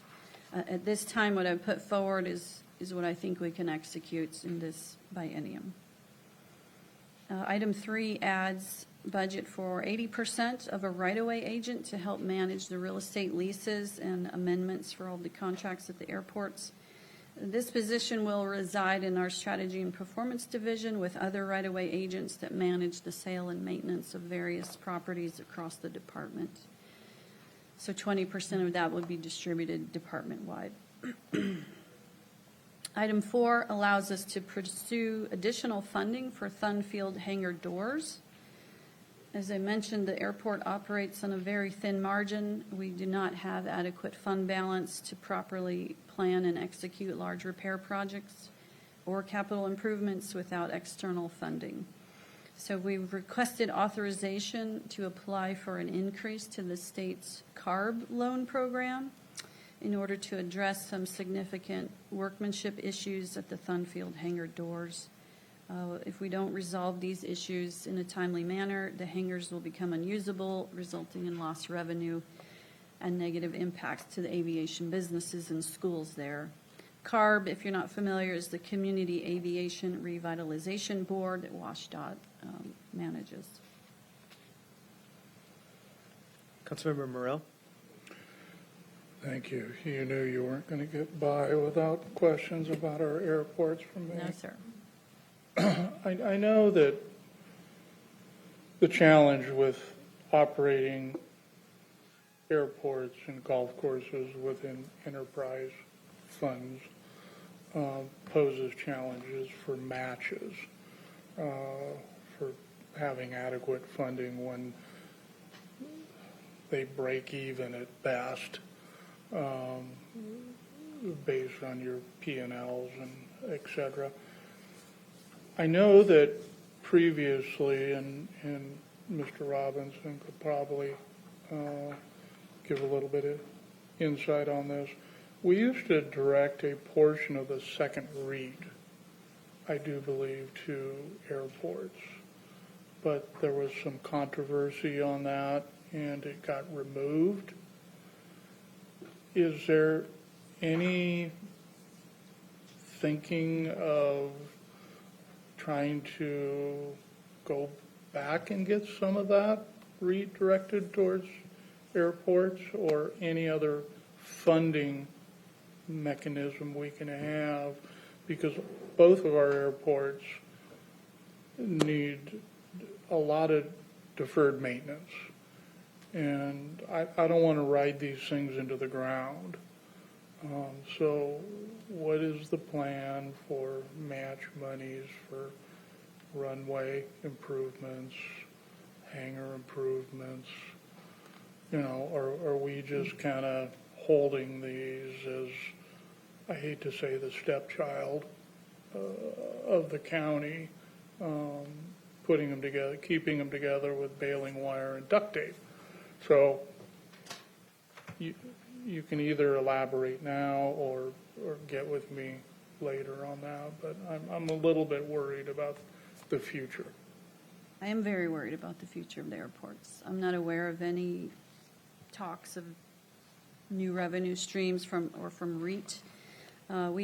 We have generated a new revenue stream within our own capability by taking in-house the retail fuel sales at Thunfield, and that is generating more money than ever, so that's encouraging. We are also putting a lot of effort into updating all of our leases, bringing the rentals to market rates, trying to generate revenue that way.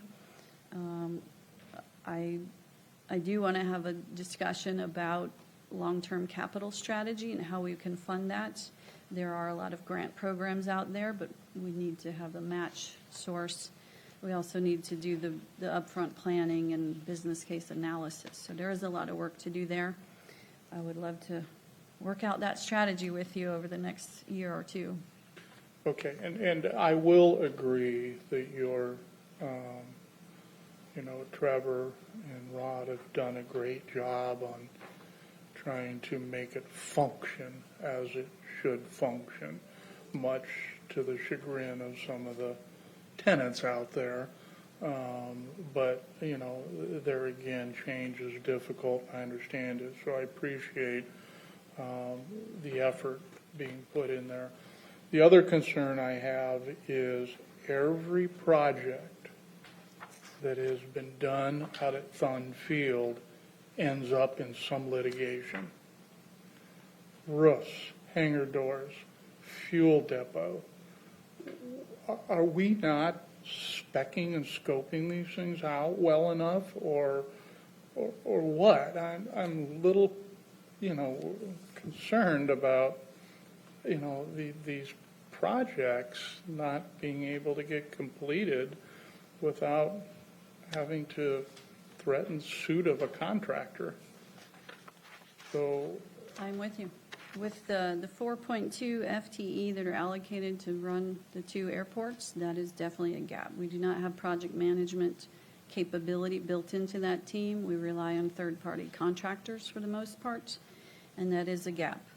With the proposal I have for the ferry program, the introduction of a maintenance program manager, which will be able to support both Rod and Trevor, getting ahead of maintenance, we can start to get there. We do need to put more effort into our 6-year capital plan and into these small works projects. But Yeah. we need staffing to do that, so. okay, and I know you're aware of the fact that we were able to get $1 million from the state capital fund to renovate one of the buildings out there. I'm a little worried about how this is going to be pulled off, because we have never, that I'm aware of, have embarked on a journey like this using a large amount of state capital to renovate a building. And I just want to make sure a lot of thought is put into this, and it's just not patching together another ancient structure out there. This is a challenge of receiving direct appropriations for a project that has not been planned. We do need to figure that out. We're going to rely a lot on our facilities management department. They have expertise to do building renovations. But you're right, we have to come up with a plan for that. Okay. I won't move on to other challenges that I've had out there, but I'm just saying that, you know, I think the team that you have assembled have been good, and they've made some great changes, but I mean, sorely understaffed and overworked, and there's this ferry system that takes a whole lot of time and effort, that you're using a director that has dual, but it seems like 80% of the time is spent with the ferry system and challenging the maintenance and problems that it has. And so I'm, you know, looking at running both of them together. I'm just curious about there again, long-term on staffing and priorities of the county with our airports. So enough, I will get off my soapbox. Thank you, Mr. Chair. Thank you. Director Totson or Robinson, in the airport fund, under the funding sources, can you help us summarize how much of general fund goes to our airport fund, airport enterprise fund? In this next budget or in general? In the next biennial budget? The I proposal? can't tell from looking at the fund sources. I think we're proposing to carry over the $336,000 that was approved for the FAA match. It's in miscellaneous current expense, and it's a transfer. Yeah. So 2.6 million? Or it's 360,000 of the 2.6 million in miscellaneous revenue? The airport fund is due to get out of miscellaneous current expense $336,330, and that is for the grant match. I can also look on the transfers page, but I don't believe that there's any additional transfers. So the airport enterprise fund is subsidized by the general fund by about $336,000 for the next biennium. I see Director Robinson nodding. Thank you. Mr. Chairman, I know time is short, so I just want to comment on the REIT. They did get, for years in our code, the airport did receive a portion of the first REIT, the first 0.25%.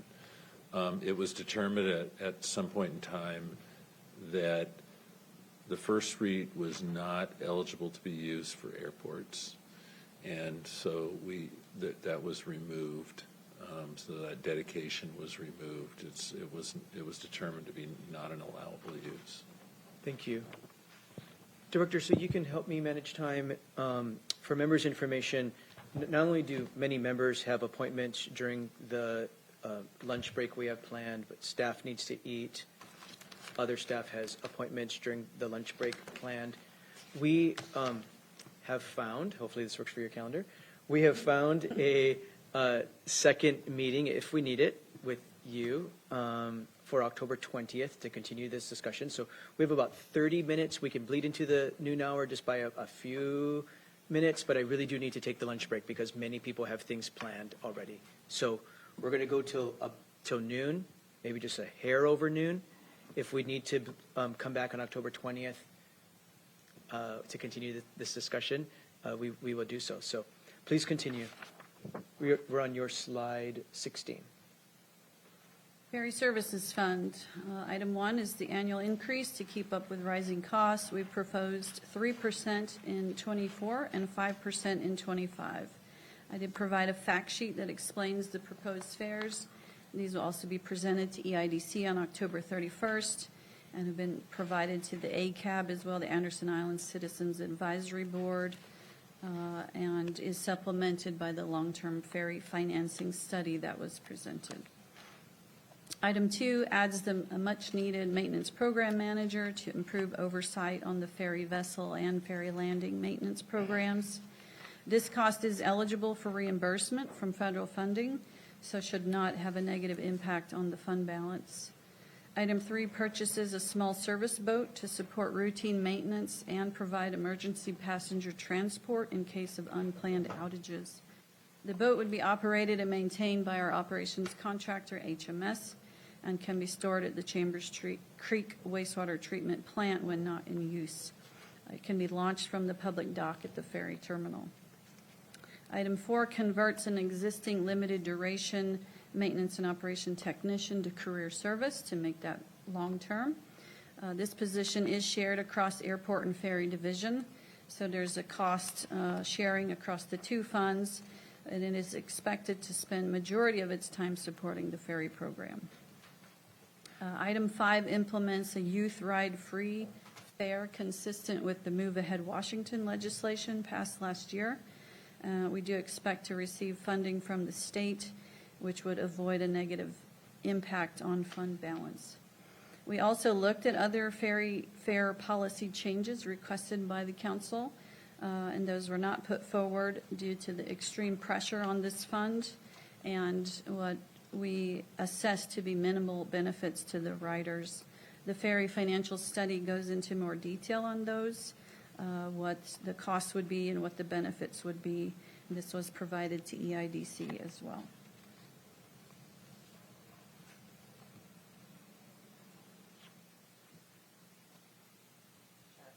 Councilor Hitchin. Thank you for all your work on this. I think probably a lot of my questions will get handled when we look at the ferry rates, just to make sure. You answered several of the ones that I had on my list, so just appreciate the work, and I believe there's an ACAB meeting tonight. So we'll see their response, and I believe Trevor has said that he'll be there virtually. Is he supporting? Yes, excellent. Thank you. Those meetings kind of pop up last minute, so it is difficult for us to attend, but help. My calendar's a moving target, apparently. It's on Trevor's calendar. Yeah. All right. Then, ready for the next slide? We are. 17. So this table reiterates all of the FTE changes that were already discussed in the decision package tables. So the DPs were listed by fund. These are here listed for you by division. I do not intend to go line by line. It is a repeat of what we've already covered, with one exception, a couple exceptions not included. There's two tables because there are many. I believe a total of 23 positions requested. This table doesn't reflect the two FTE transfers between funds, solid waste fund and county road fund, because it's a net zero impact. It also does not show the 1.5 reduction FTE from the general fund, which is covered in the general fund reduction slide.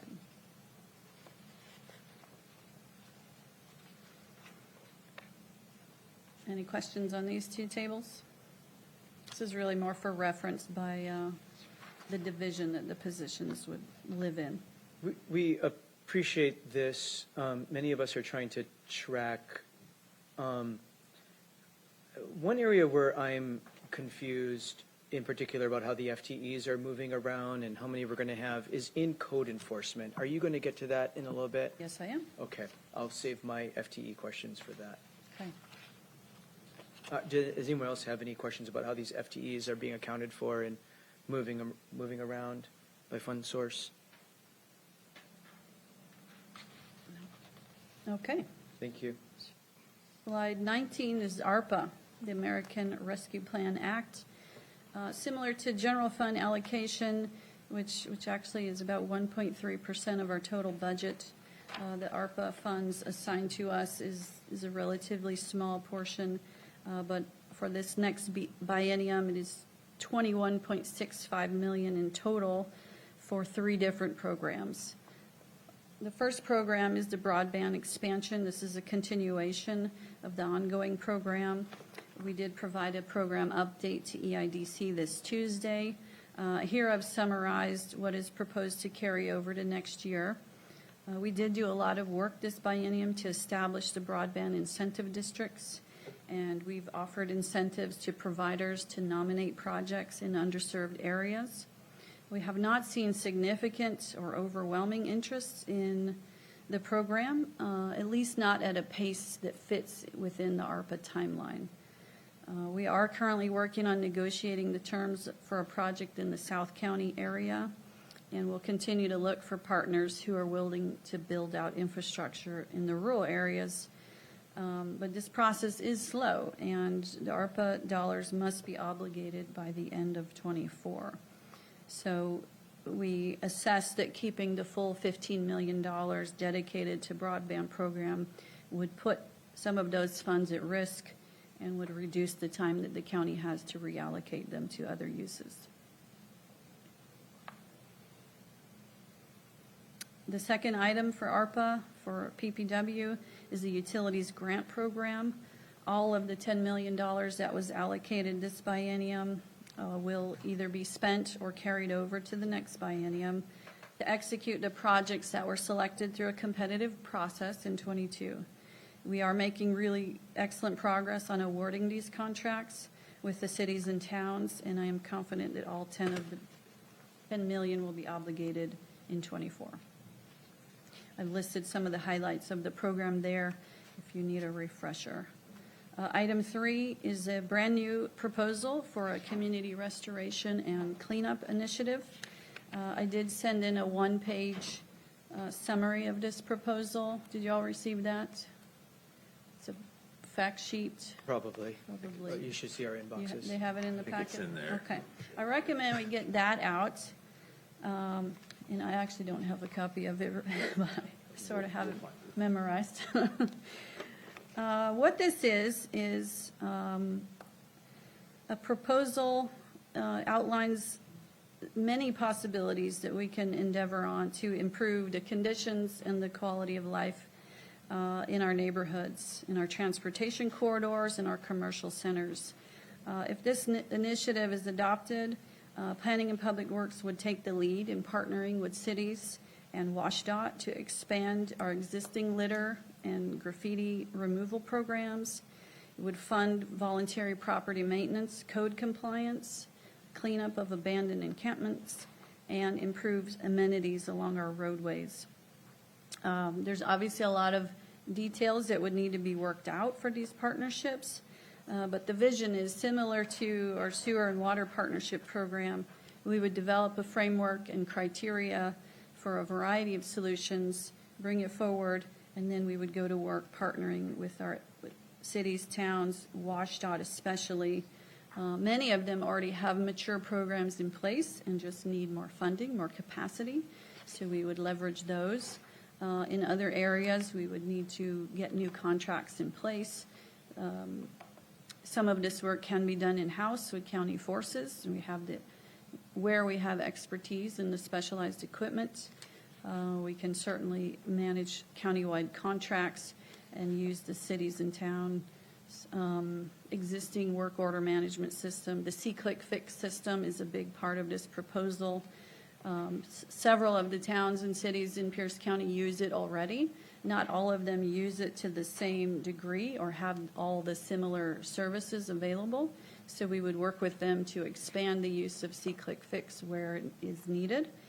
And then citizens could report litter and dumping and graffiti and all of the things that are detracting from their quality of life through the app, and then we would respond, either at the city level or the county level, depending on what makes the most sense.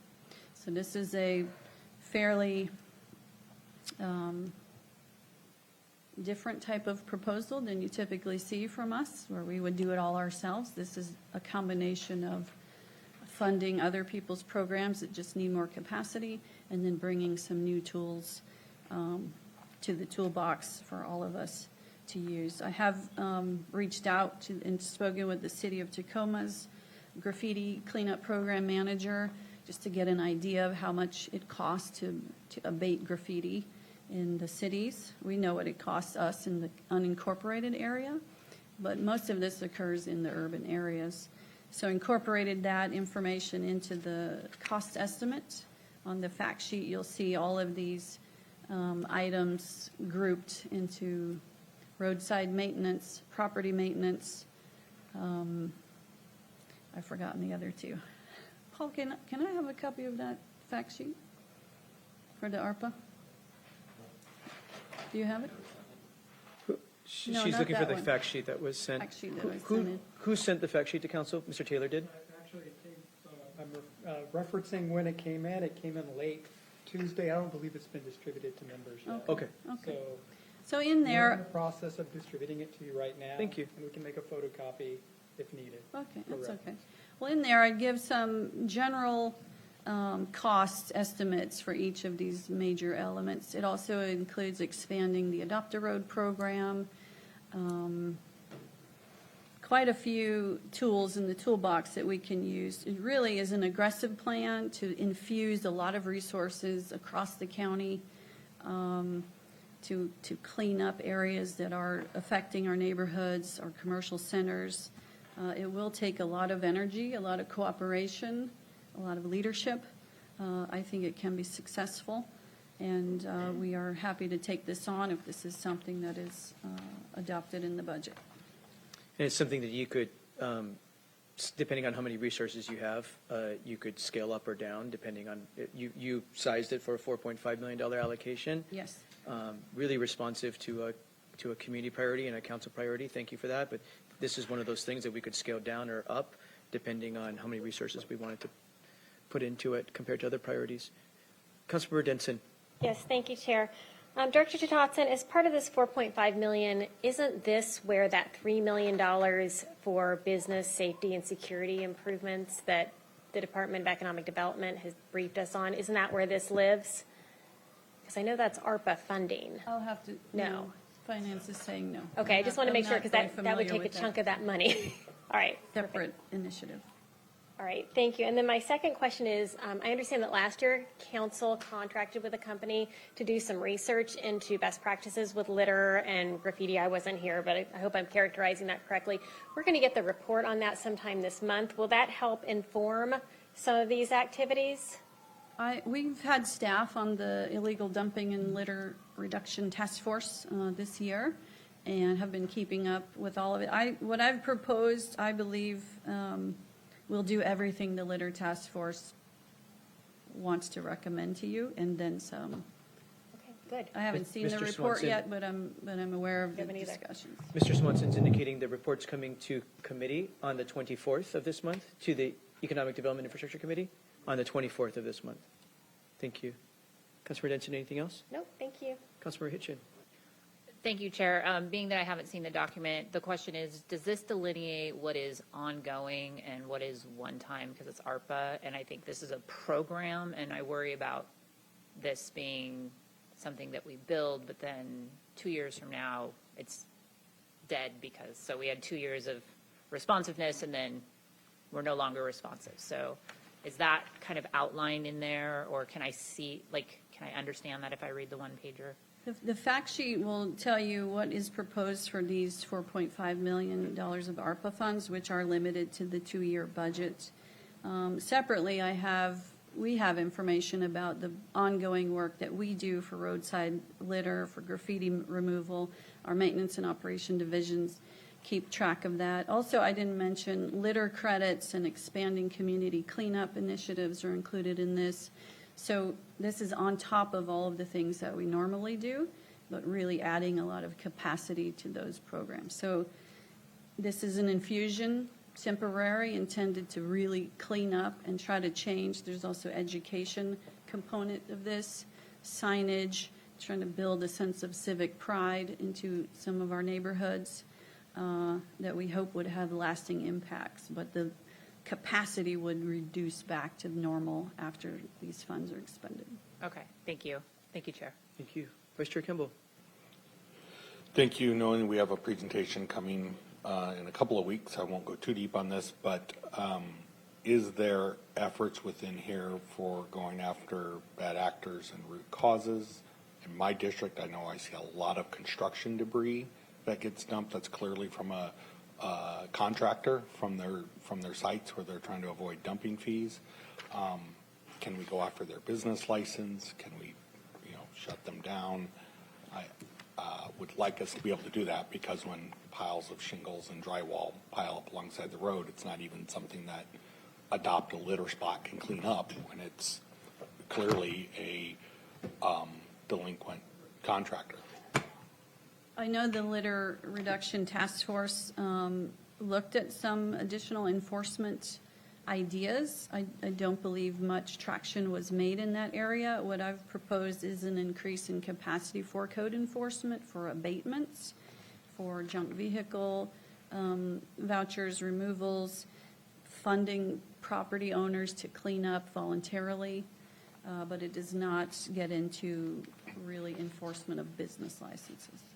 Okay, well, we can talk about that more in committee, but we see these junk vehicles dropped after they've been to a mechanic shop, they can't fix it, so they push it out onto the road.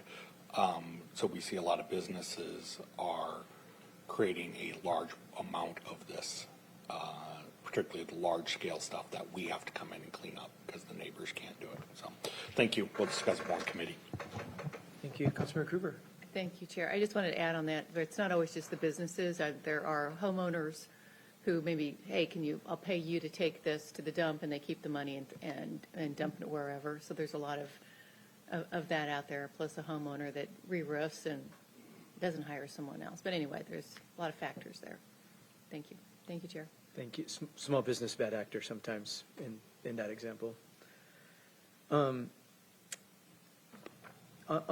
this, Director Tadotson, thank you again for being responsive on the community restoration cleanup initiative and bringing forward some really good ideas for us to respond to and see how we want to scale this. It's good thinking. It's going to take a lot of work to implement it should we invest in it. Thank you for the work on the utilities grant program. I think we have a lot of good stories to tell here about how we've leveraged ARPA dollars, and I really encourage us to tell the story, how these county dollars leverage city dollars to build housing, affordable housing, clean water, improve community. There's good stories to tell there. Your staff has been head down getting the contracts signed, grants out the door, partnerships made, which is great. Okay. Good stories to tell here. We can do that. And good leverage of ARPA dollars to get multiple benefits here. On broadband, and a number of us continue to work on this. I just wanted to flag, this is an area where I might not feel comfortable reducing. I hear you about how hard it is to get the hard infrastructure done. We completely get that. Perhaps with added project management capacity, we can perform better. Perhaps we can think of other broadband access initiatives if we can make the money, the intent of the dollars and the intent of the program a little bit more flexible. We can do more good with broadband access in addition to hard infrastructure. So this might be an area where council might want to continue the investment and flex it a little bit. So more conversation to come there. Let's move on. Okay. Our next slide is on diversity, equity, and inclusion, DEI for short.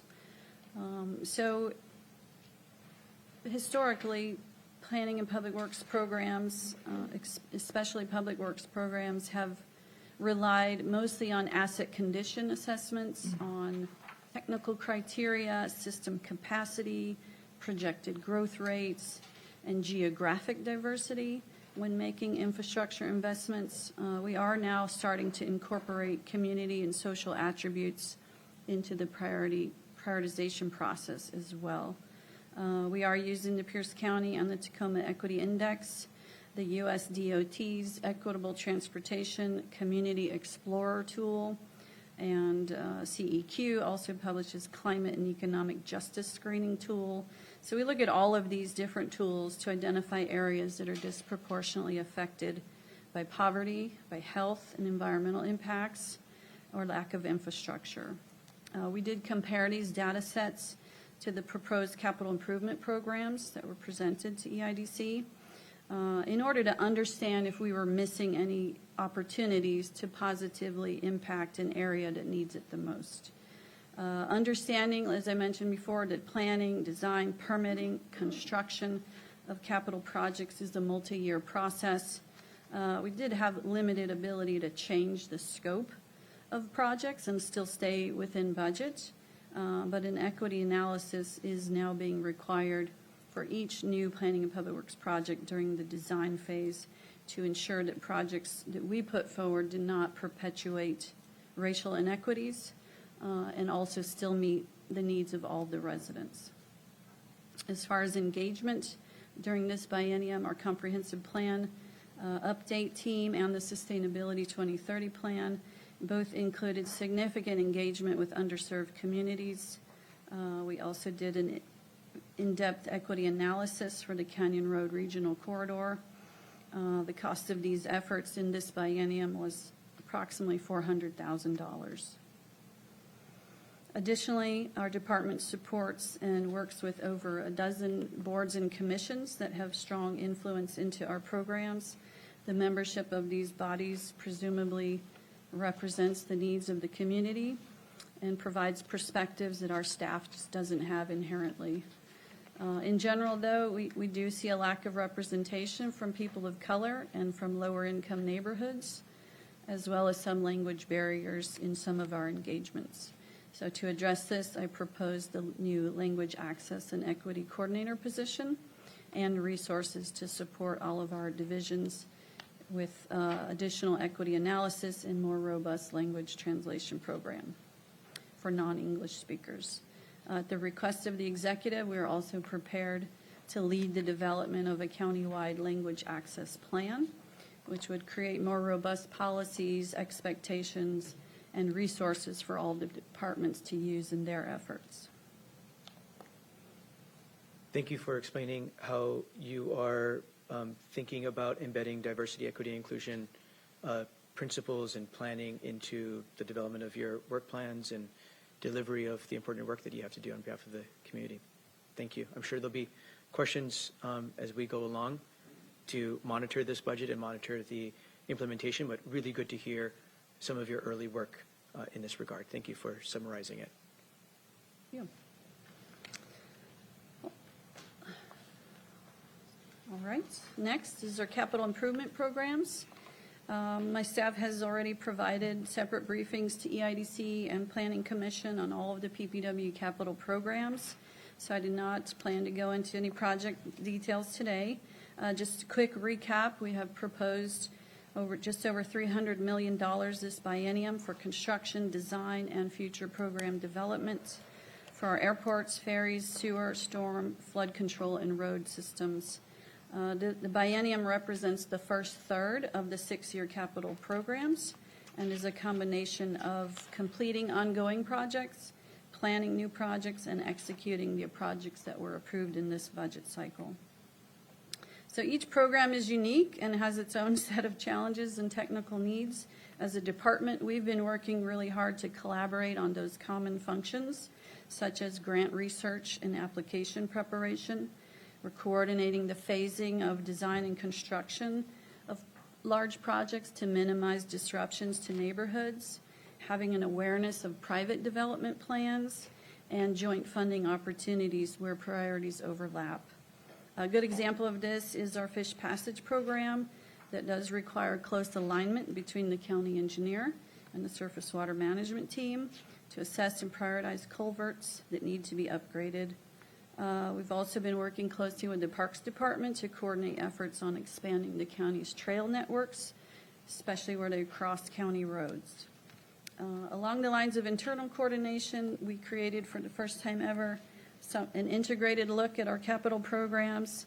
This book that we've provided I'm very proud of it. It took a lot of effort to get our teams to talk in the same language and provide data in the same type of templates. It provides a map of all the planned projects geographically and the money that is included in this budget for each of them. This is a bit of, as all things budget, there's a bit of iterations that occur. So you will see a couple of differences between what is in the airport and ferry budgets and what is in this book. So I do intend to update the online version when the final budget is adopted, and welcome any feedback you have if you'd like an updated version of that, or if you find that useful or not, please let me know.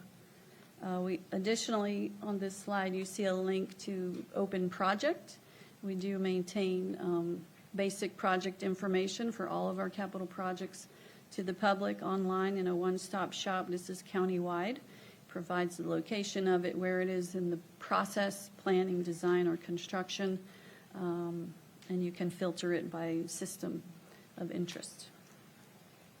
Any questions or comments on the capital program?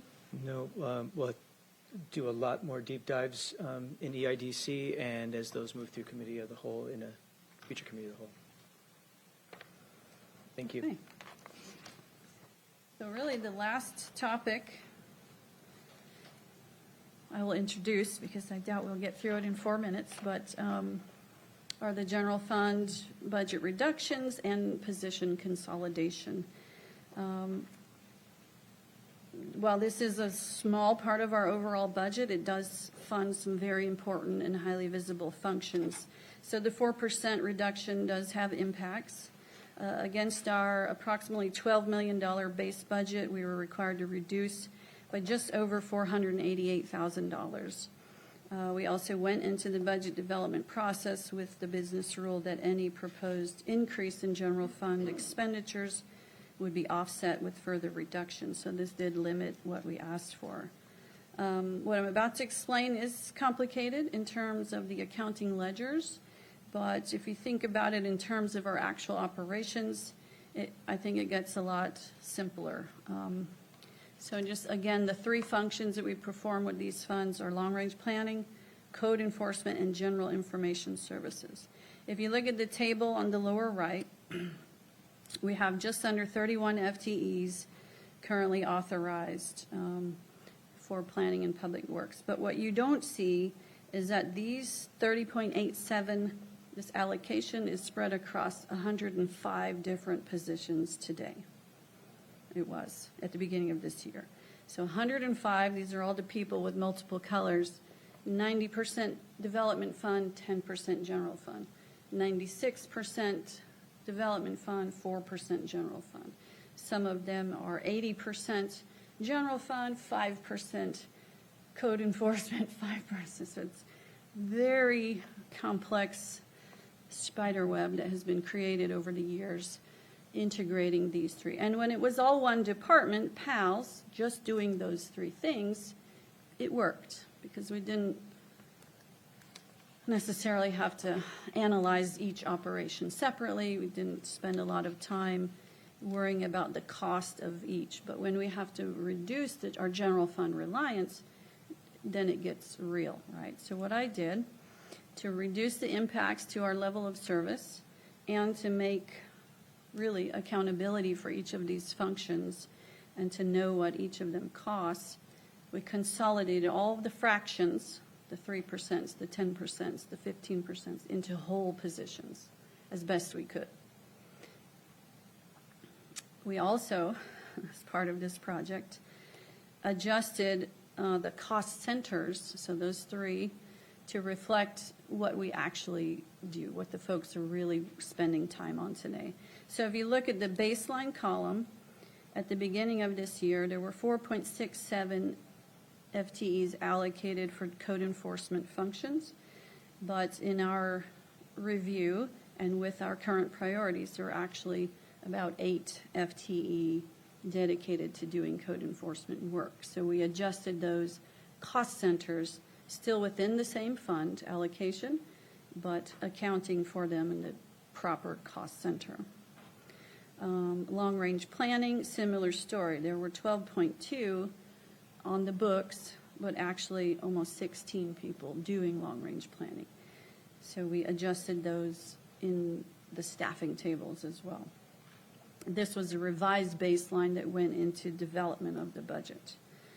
Then you see the third column, after the 4% reduction, we took a half an FTE from code enforcement, which was in our building inspector capacity, because we find that we really don't do a lot of building inspection for code enforcement. It's mostly other functions. And we reduced by 1 for general information services. And we kept long range the same. So those partial FTEs that were extracted from the Fund 176, we consolidated those and we either backfilled it with Fund 176 dollars to make the whole position. We certainly didn't want to impact any current employees, so there's no reduction in any filled position. It's only using the vacant positions to get the reduction and the consolidation. Okay, so that's the general consolidation approach. Dr. Tathasan, to make sure we're understanding, the baseline, are you saying, is the baseline what is in the 22-23 approved budget? Yes.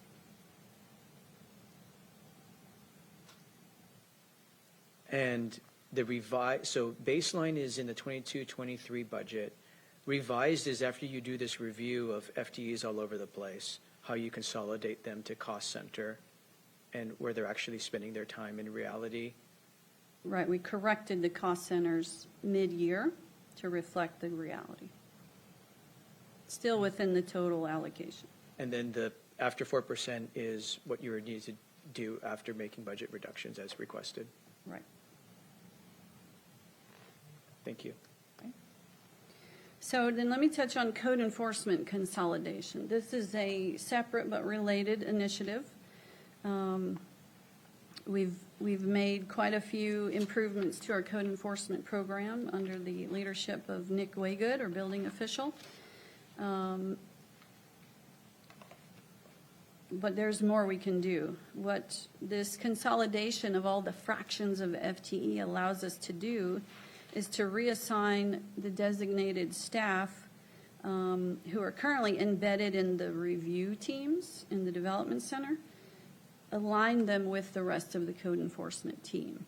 We have, in addition to these FTE funded by general fund, the code enforcement program is supported by the Blighted Property Fund, which there are 7 code enforcement officers there. So this would align an engineer, a planner, environmental review, and administrative support and oversight with the general code enforcement officers to make a more robust code enforcement team. And I think this will really provide some improved processes across the department, will consistency in how we respond, as I mentioned earlier. It also will allow the reviewers who are working on permit applications to focus on permit applications and not also try to do code enforcement at the same time, which has honestly not been working well operationally. It converts one vacant civil engineer position to a new program manager position to provide more project management and supervisory oversight for this team. And it converts one plans examiner position that is vacant, or it actually isn't vacant, it's fractions of FTE spread across many other plans examiners, so it consolidates it into one whole person that can just focus on code enforcement rather than 3% of 4 or 5, 8 people, if that makes sense. So we convert that to an office assistant 3 to support the expanded scope of code enforcement. One of the choke points we have is, this is a very legal process, the non-voluntary compliance.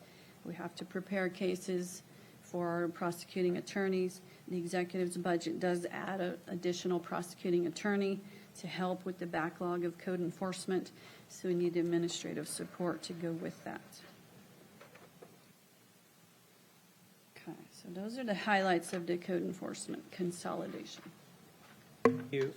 I'm going to try to conclude this here very shortly. And I'm not going to ask you to go over your last slide items in the current biennium not completed. You have a summary table here. I think it's self-explanatory. Members can certainly ask questions through Mr. Kruger or Mr. Taylor on that not completed slide. Questions about this? I do want to break for lunch in just a couple of minutes. Councilmember Denson. Thank you, Chair. In light of the time, are we coming back on the 23rd or whatever day? 20th? I don't know if we have to. I'll see if you all want to. It's your call.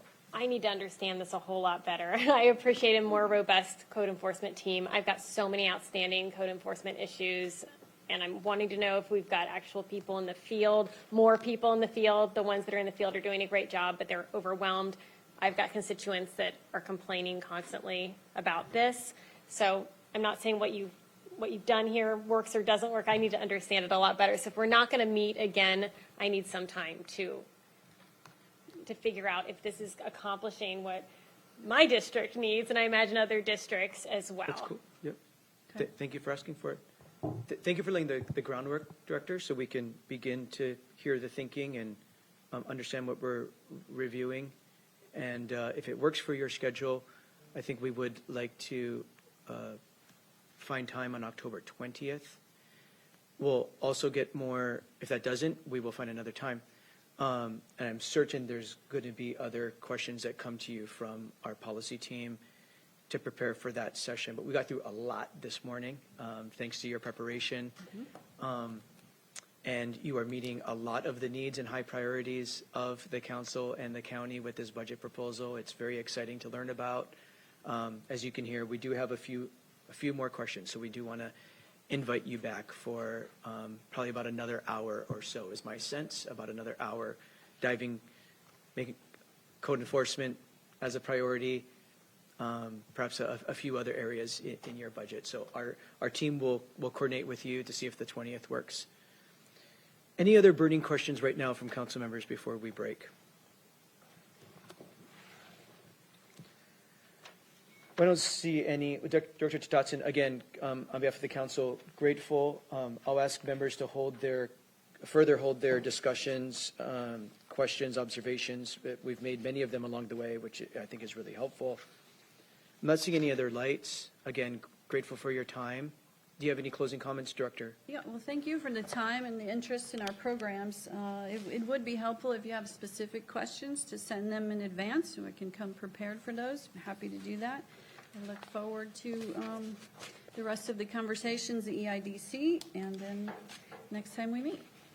Thank you. We will, I do ask all members to get questions to appropriate policy staff, so that next session can be, again, be highly productive. Probably want to dive a little bit more into this community cleanup initiative. It's a big ARPA ask, responsive to community need, and some other things. So we'll do everything we can to get advanced questions. Seeing no other business before the committee of the whole, we are adjourned, and we are breaking for lunch and back for our afternoon committee of the whole at 1:30. Are adjourned.